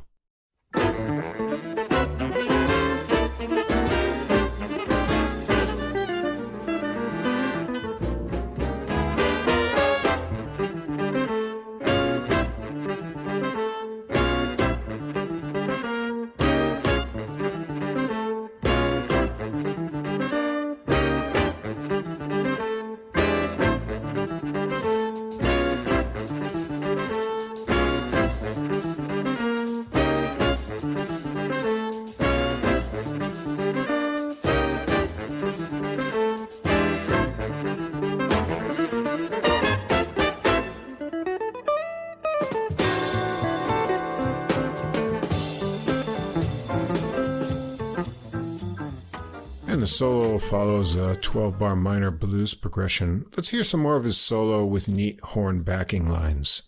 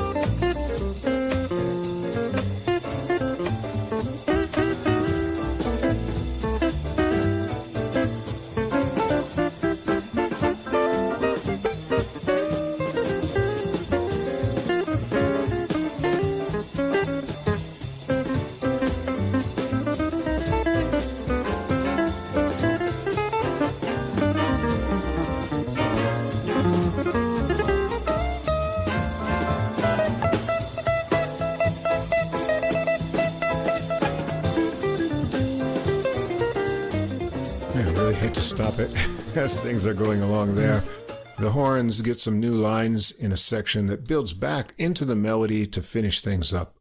Track 8, going on to some standards now. The Nearness of You, Hoagie Carmichael and Ned Washington way back to 1937.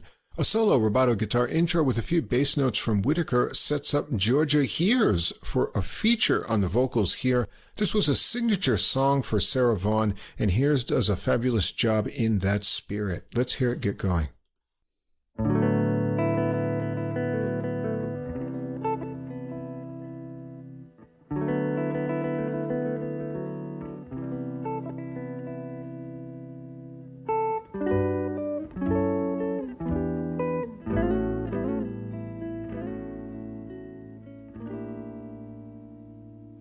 It's not the pale moon that excites me, that thrills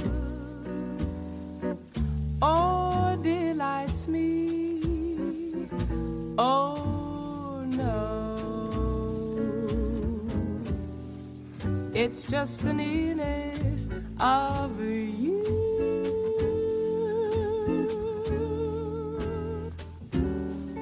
It isn't your sweet conversation that thrills this sensation. Oh, no, it's just the nearness of you. Well, Tyreek McDowell is in with some smooth male vocals for a round, and then the two intertwine their voices in a charming way. Let's hear some of that. So close to me, all my wildest dreams, oh, they all come true. I need no soft lights to enchant me, baby. If you'll only grant me the right to hold you so tight. And to feel in the night, The nearness of you. Yeah, really nice. Almost at the end there. Track 9, another standard, The End of a Love Affair by Edward Redding, going back to 1951, first recorded by Margaret Whiting. You may know Wes Montgomery's version of this tune. They capture that mood but inject some Latiny spice from Farnsworth's drum ideas and chiming piano from Allison. Lewis is back in on sax for this one. It's a great arrangement.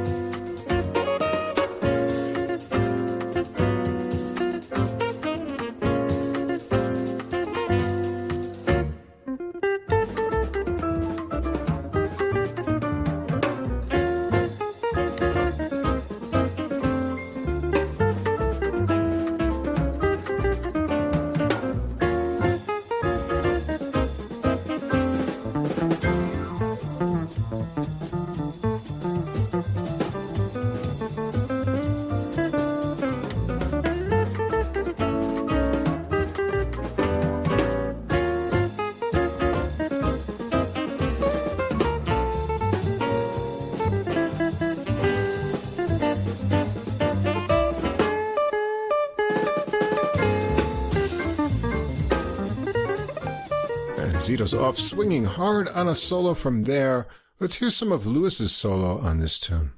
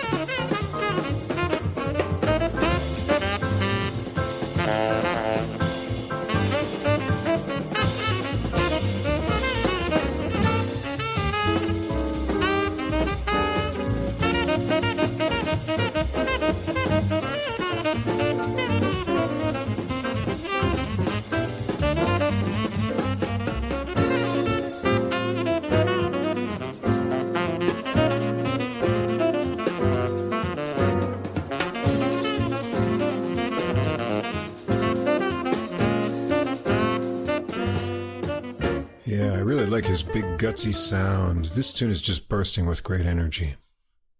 Track 10, After You've Gone, a song by Turner Layton that goes all the way back to 1918. It was recorded by Bessie Smith in 1927. A simple and clean tone, maybe a nod to Les Paul's version of this tune. The relaxed feel bursts into a driving swing. Let's hear it.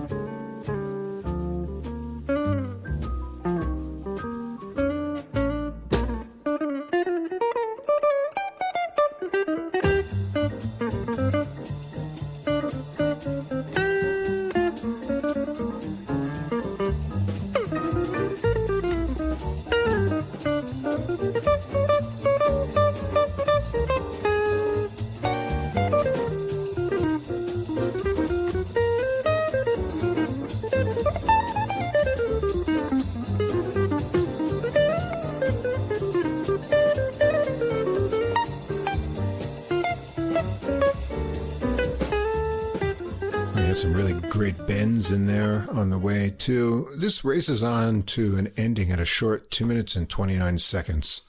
Track 11, another standard, Jimmy Van Heusen and Johnny Burke's It Could Happen to You, 1944.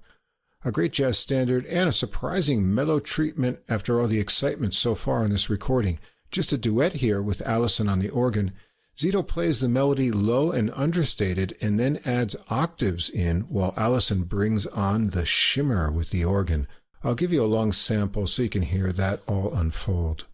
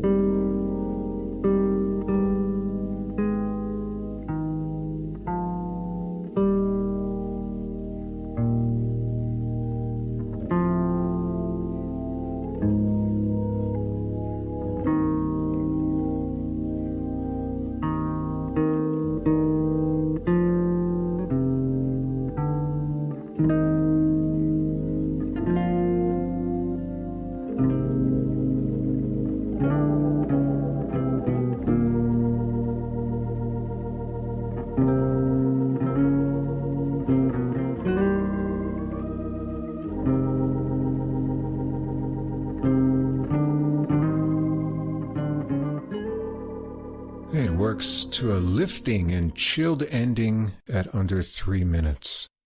And track 12 is an alternate take of After You've Gone. It's the same basic approach and length, and I'll leave you to check it out and hear the different directions of inventiveness that Zito gets up to in his solo. And that's the recording. Zito packs 11 tunes and one alternate take into 49 minutes on his self-produced debut. This is a calling card showing his influences and all the things he can do. Wes Montgomery, Les Paul, some George Benson, and more have clearly gone into the basis of his style, and Zito comes out with his own thing in a fresh modern take. The program has a nice mix of standards, a Jimmy Smith tune, and Zito's originals covering blues, bossa, boogaloo, and hard-driving swing. Zito has an appealing, warm, and rounded tone that pulls you into his sound. I like his improvising style that uses a lot of chords mixed in his solos with rhythmic excitement in his phrasing. He shows off his mellow side too, especially on It Could Happen to You. You can't ask for better sidemen than Farnsworth and Whitaker, who make all the grooves exciting, tasty backing and solos from Allison too, and Chris Lewis adds a big tenor tone and fanciful flute on fine solos, and the tunes with the nonet build the horn excitement with good arrangements.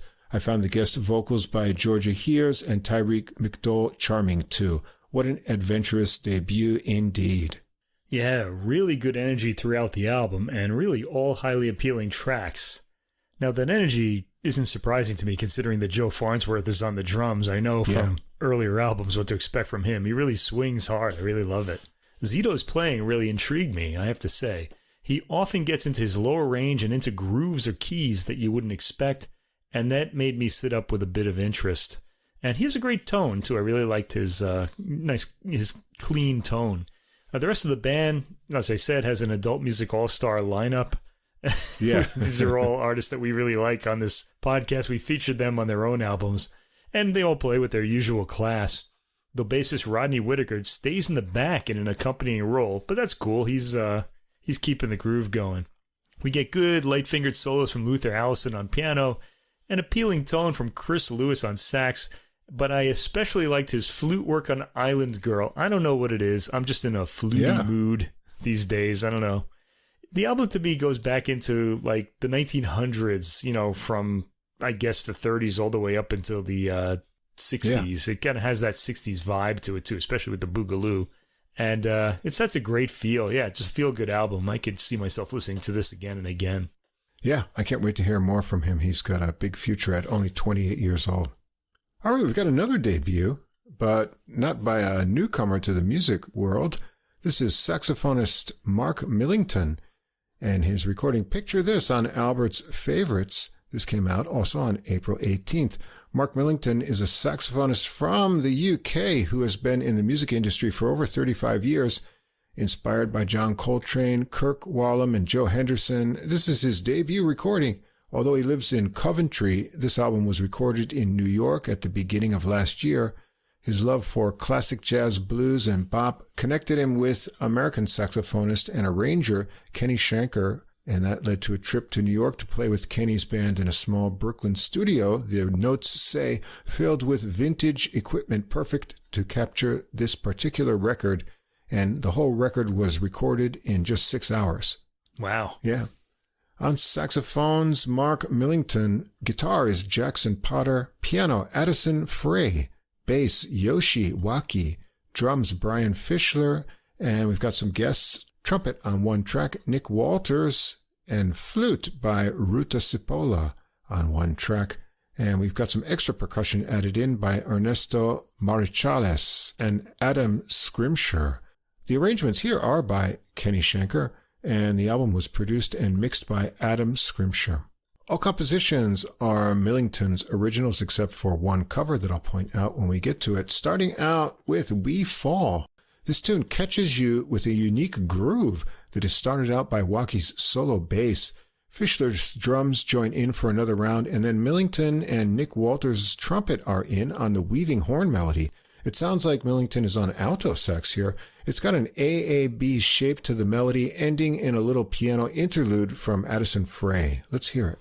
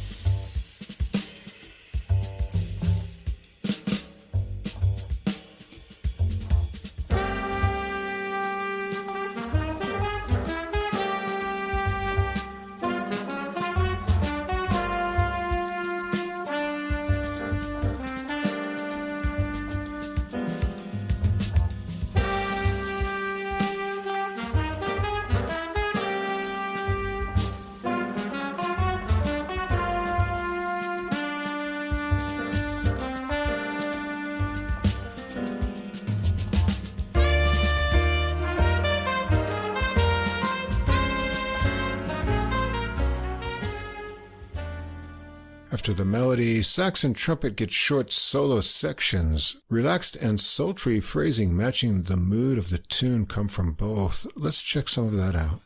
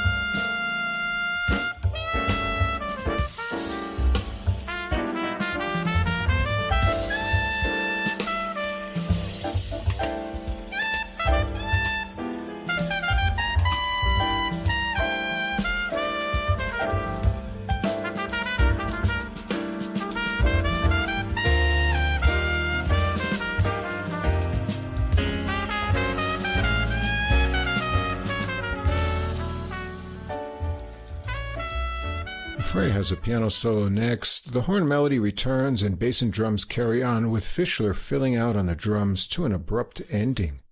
Track 2 is Matilda's Dance. Another very cool groove here. Waki's bass starts the melody idea and it builds up with repeats adding piano and then Millington and Ruta Cipolla's flute. There's a long middle section with first sax and then flute and piano taking unison lines. Let's hear it.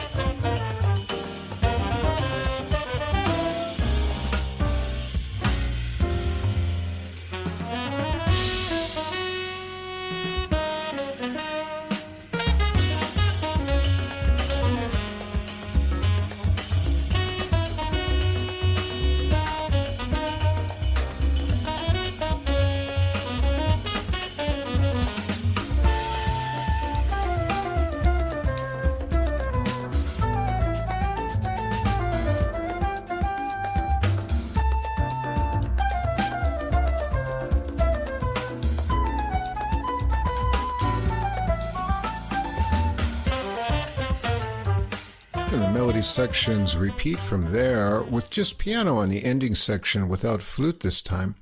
Millington solos first. He's on tenor sax here and works the lower register before getting some higher cries.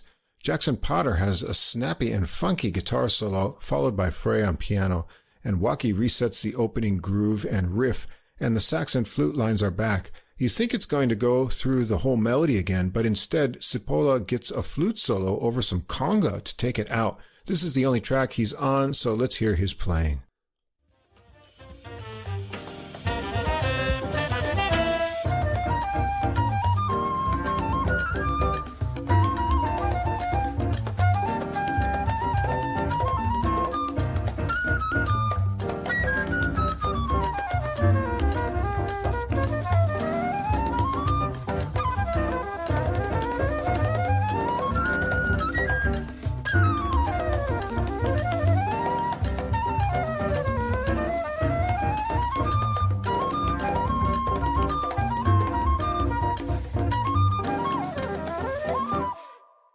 And that's the way Mike likes it, with no fade out. Yeah, well, he stops a lot of these tracks that way. I think the first one that did like that as well.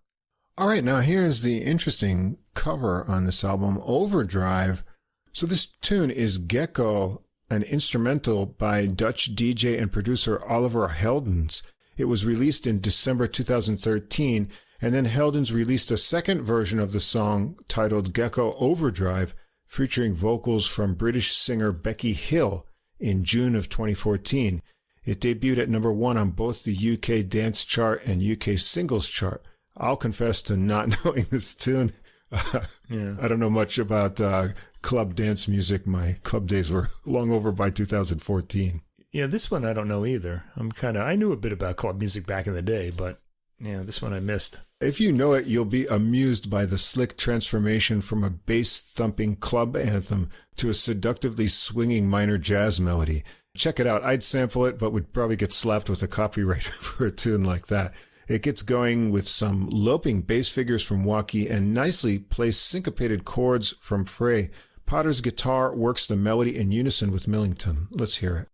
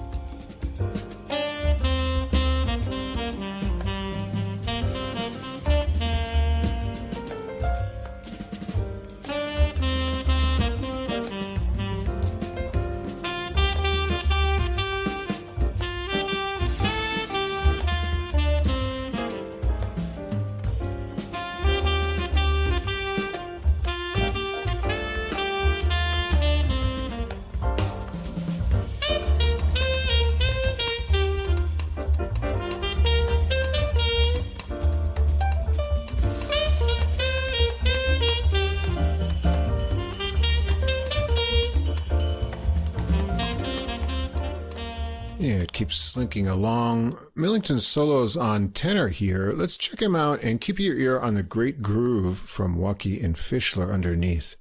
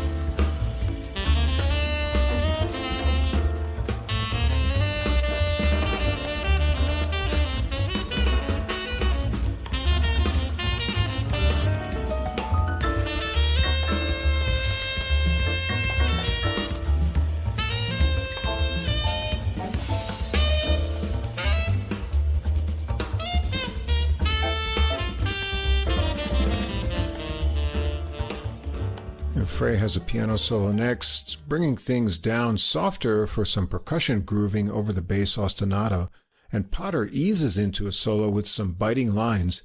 He seems to leave all the comping to the piano so far when he's not soloing or on a melody. They transition to a final short melody section ending with a slowdown. Track 4 is Nothing New. A little drum hit brings it right into the breezy and carefree 32-measure melody. What is new here is the sound.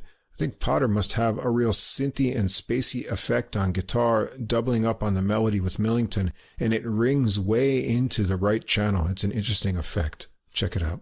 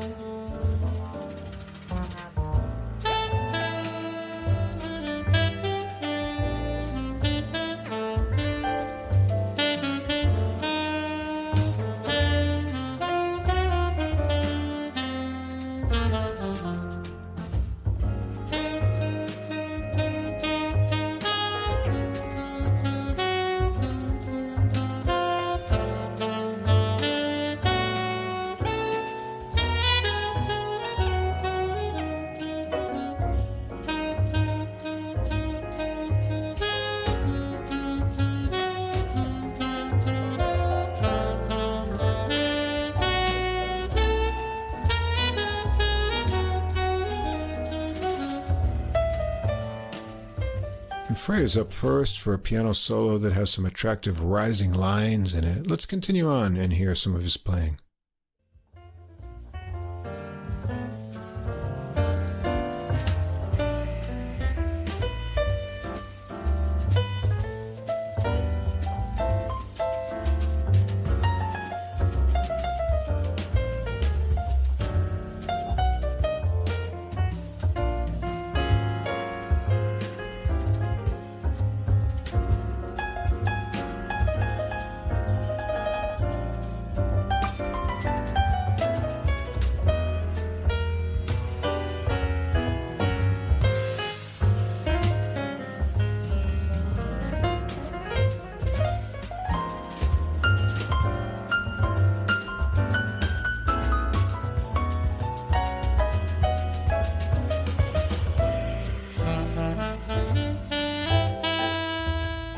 Millington follows with a solo of nicely phrased ideas before getting back to the melody to finish it up. Track 5 is the title track. Picture this. There's a 16-measure intro with light but driving cymbal work from Fischler. Potter's guitar licks echo from right to left over the syncopated piano and bass push. Millington's 48-measure tenor sax melody keeps evolving over unexpected harmonic shifts in a searching manner. Let's hear it.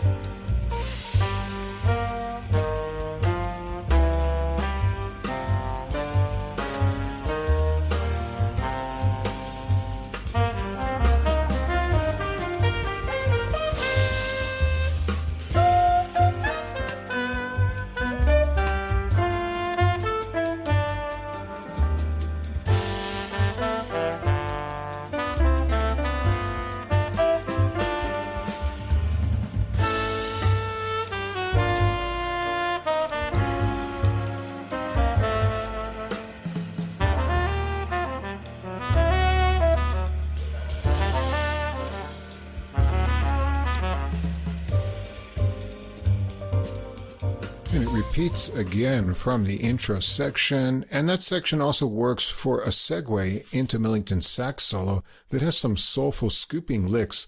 Frey shows off a light touch in ebbing and flowing lines in his piano solo. Let's hear Potter's guitar solo on this one.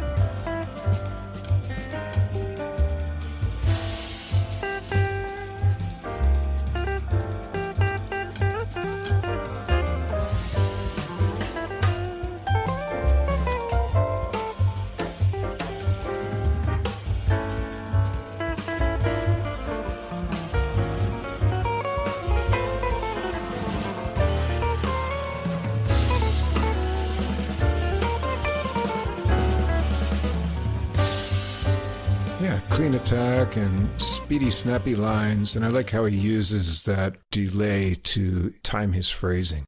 Once more through, the sax melody leads to a final section grooving over the intro idea as Fischler works energetically around the kit and guitar effects sounds fill out the left channel. It comes down for a soft landing at the end. And the recording ends up with Truth Be Told.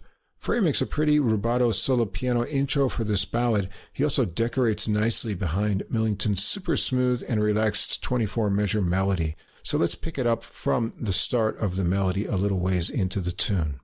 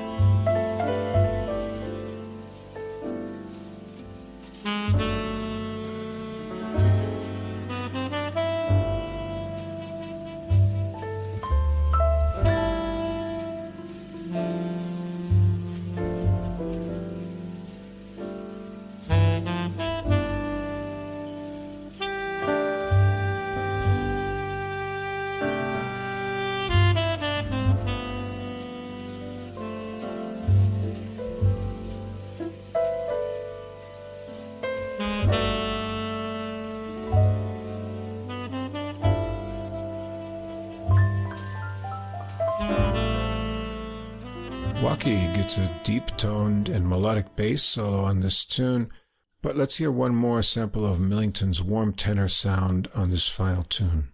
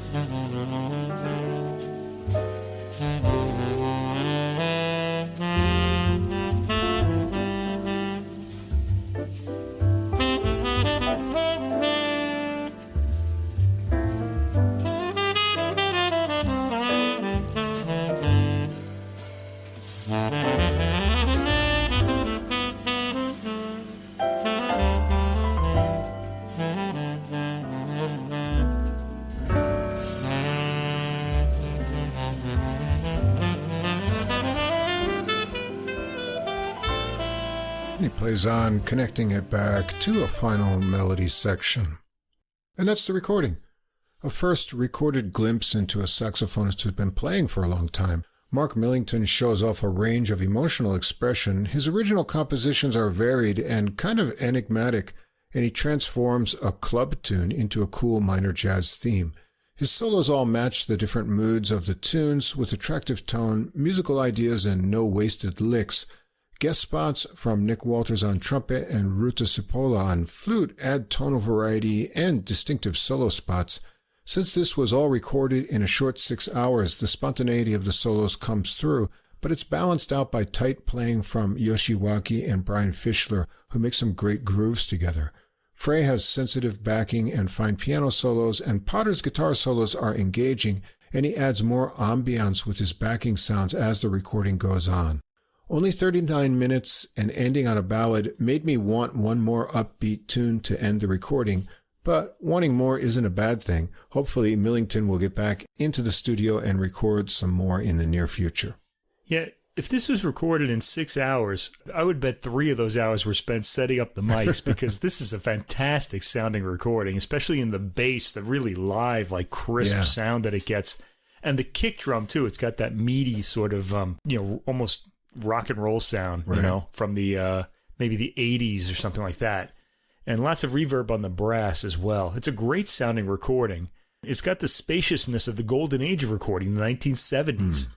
There's more reverb than usual on the brass, and while the playing sounds clear and bright with all detail intact, I'd rather hear these sounds as live and natural as possible, so I just want to put that out there. I didn't have any problem with this, though. It sounded great.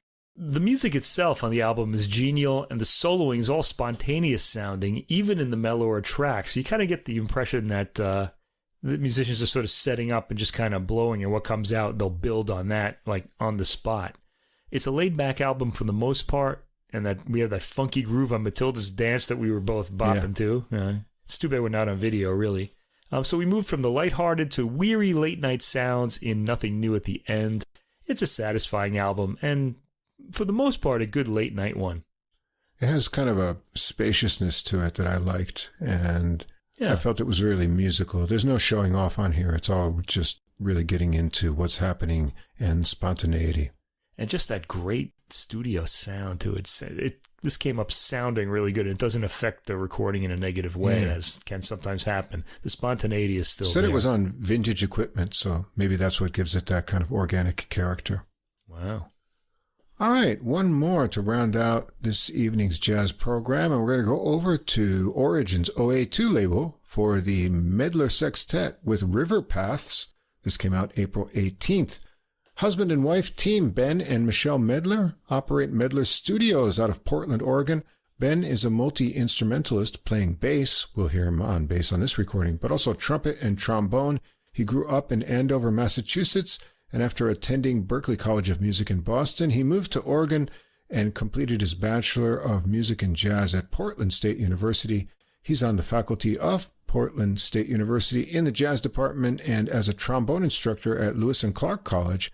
And Michelle Medler is a multi-instrumentalist on woodwinds, a music educator, composer, and arranger from the Pacific Northwest originally, a Portland State University graduate. She's the co-founder and director of the Portland Youth Jazz Orchestra. On this recording, Ben Medler, as I mentioned, on bass and all original compositions except track 3, which is by Michelle. Michelle Medler on tenor sax, Paul Mazzio on trumpet. I remembered that name, and I looked it up, Mike. We heard him on our favorite Christmas album of all time from episode 92, Christmas Music You'll Be Merry, from December 2022 on Winter a While. Cool twists on holiday classics from Robert Hicks. We really loved that album. Yeah. Oh, fantastic. We've got John Moak on the trombone, Clay Giberson on piano, and Todd Bishop on drums. Recorded by Dennis Carter, executive producers Ben and Michelle Medler, recorded and mixed by Dennis Carter at Falcon Recording Studios, Portland, Oregon, on January 28th, 2024, mastered by Ryan Foster at Foster Mastering, also in Portland.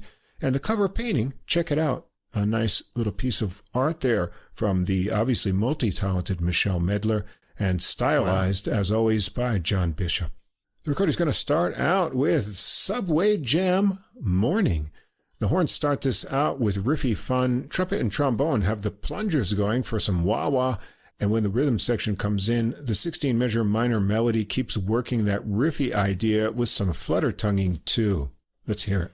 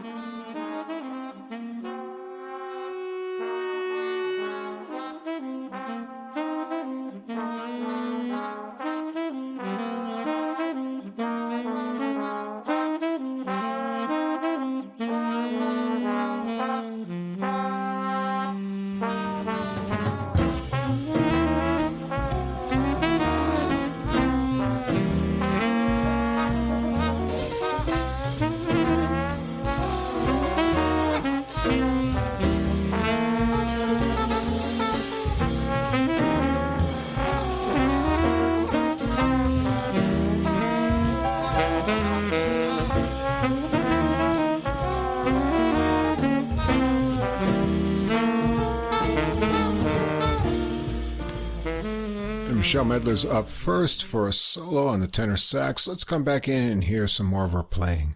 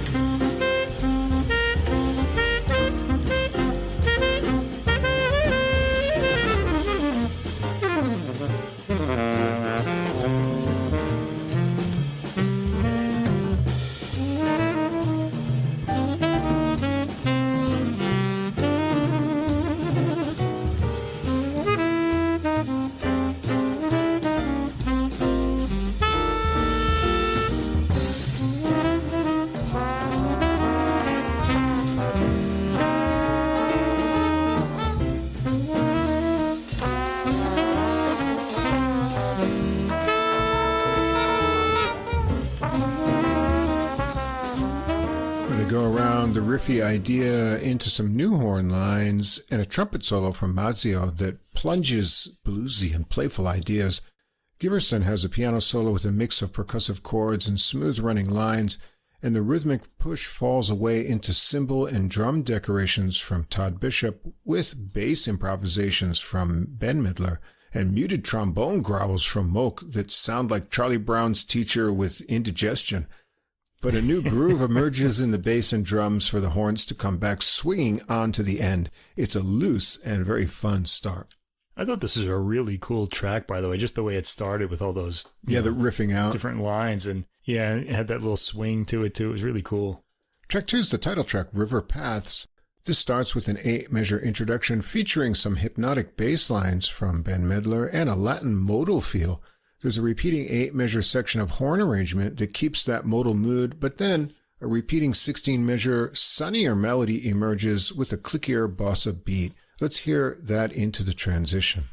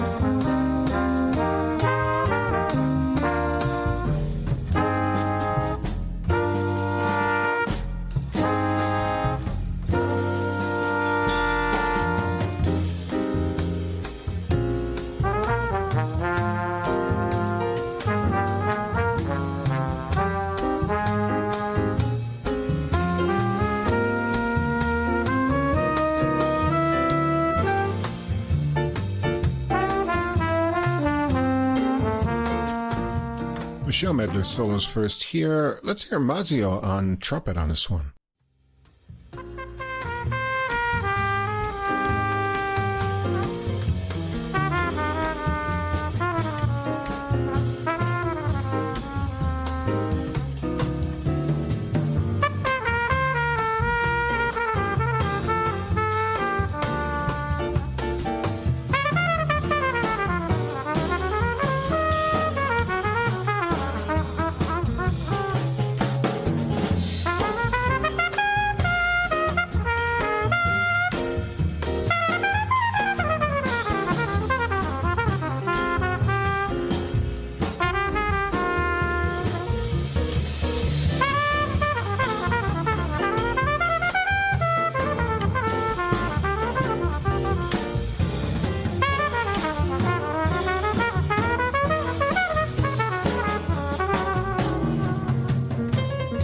Nice melodic ideas, even in double-time licks. And Giberson gets a piano solo next with smooth lines, and then it resets from the intro bass idea through the melody sections once more to take it out. Track 3 is Michel Medler's original tune, Smoldering. Giberson starts it out with light solo piano figures, and Ben Medler's bass picks up into the sultry bolero-like melody started out by Michel Medler. Mazio takes over for a section, but the horns all get to weave on a nice arrangement over the 32-measure melody.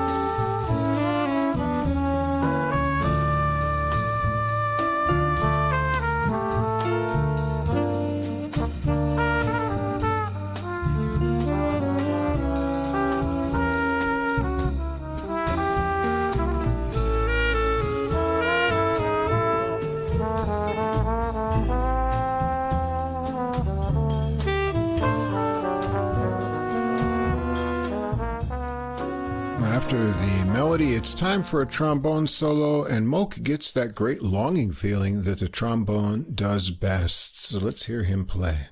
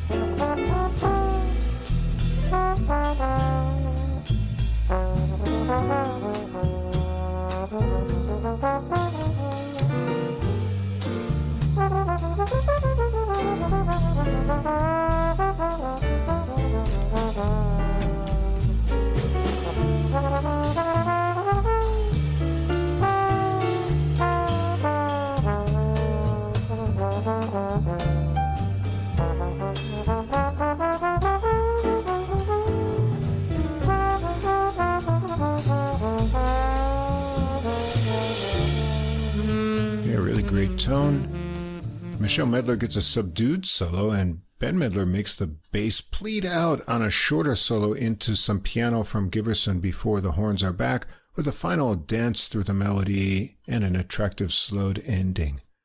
Track 4, Philly Soul Strut. Rubato horn lines with Mazzio's trumpet floating on top flow over rippling Rhodes piano and cymbals, but the Rhodes comes out swinging over a nice stop-and-start bass groove from Ben Medler. Moke leads the horn melody in a fun arrangement that we'll just get to in a minute sample.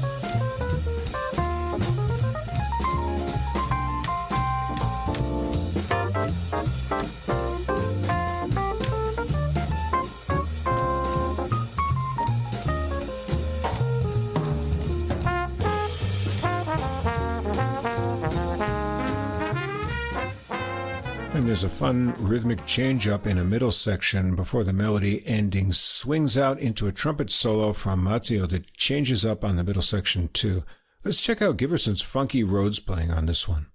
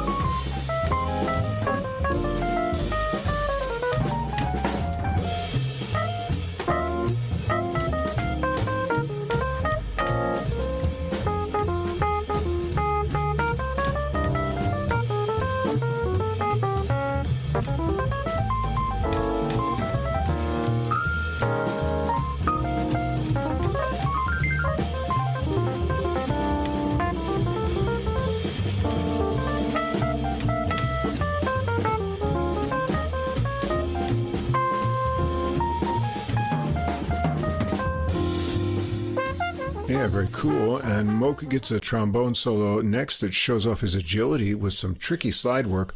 Michelle Medler gets the last solo before a final run through the horn melody with some playful improvisations from the horns to a fade out. Track 5 is Night Party. a funky Latin groove with samba-like hi-hat and a throbbing bass from Ben Medler. The intro has staccato horn figures that become more syncopated in the melody with agile little licks in between. Giberson fills an interlude still on the funky roads. Let's hear some of it.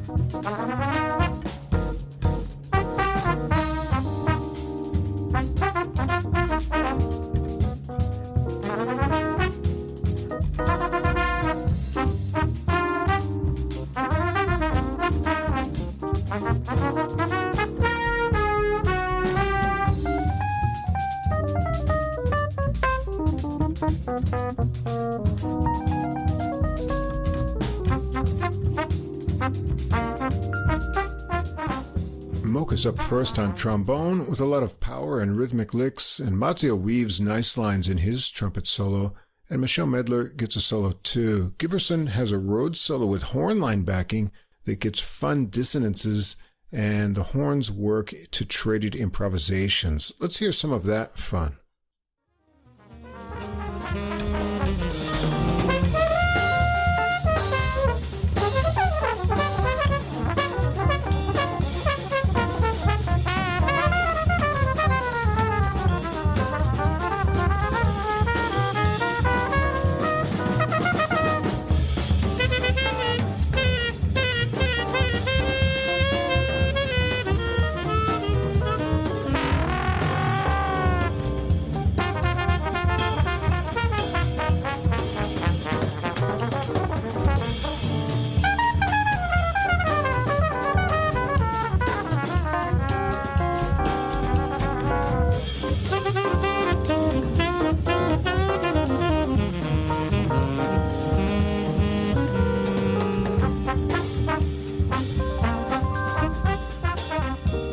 To a final short melody section to end it from there.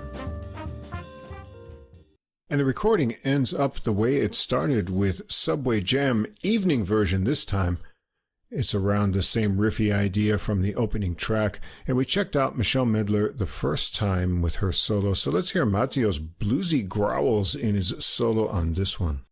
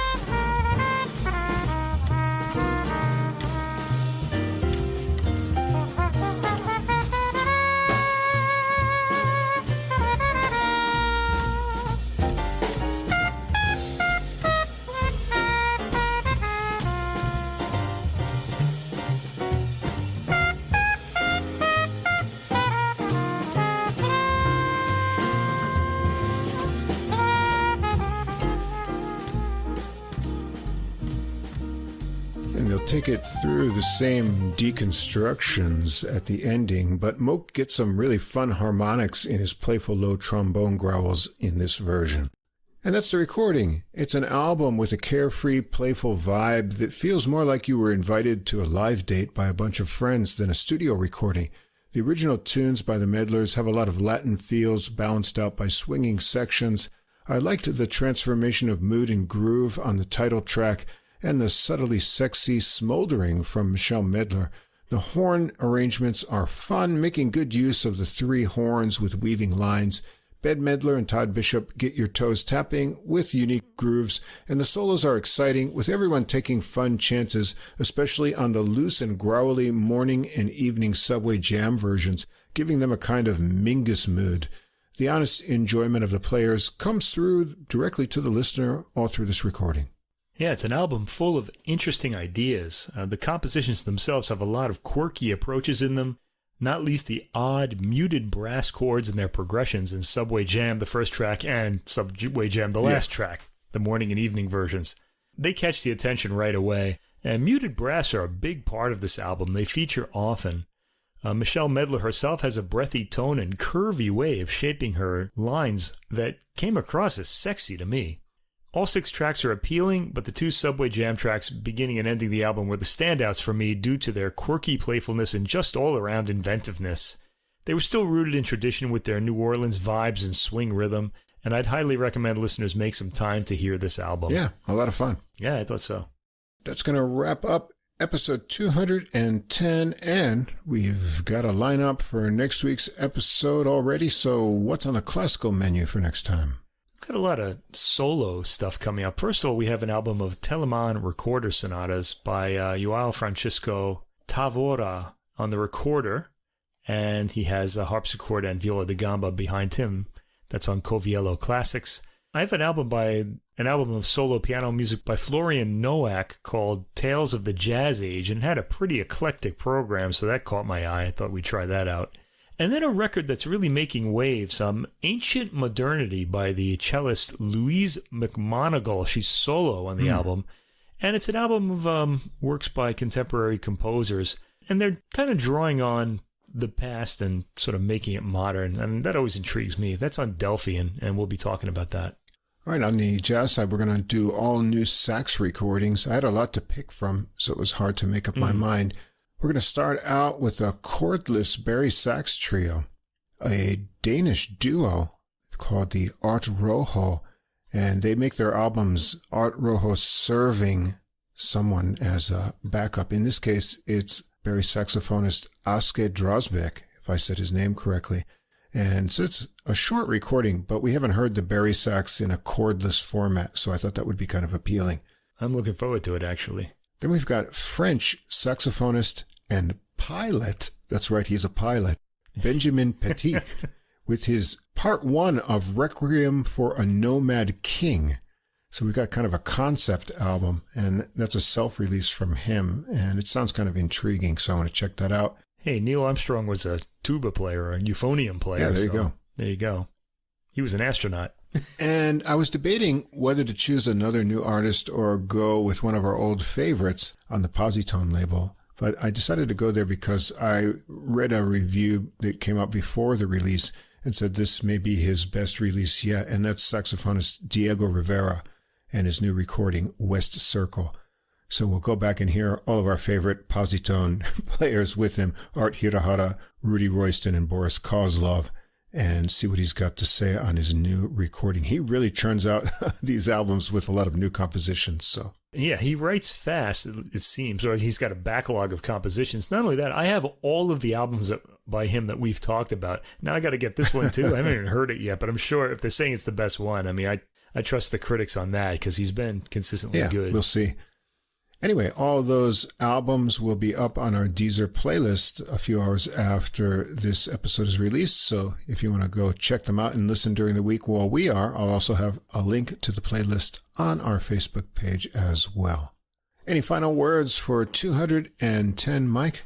Well, just happy the warm weather's here and that I could listen to those Nordic recordings in the warmth of the sun here in Japan. Yeah, that's right. We won't be feeling anything Nordic-like for a while. What a relief. We're going to be swampy and sultry here soon. And I personally can't wait. I can. I like being swampy and sultry. I'll have the AC on. There is that. Without the AC, I think it wouldn't be pleasant, but yeah. But it'll be good weather for music listening, as always. Thanks, as always, to Fast Signs of Staten Island for our glowing neon logo, and we'll be back again with episode 211 next week. So until then, keep listening, and we'll see you again next time.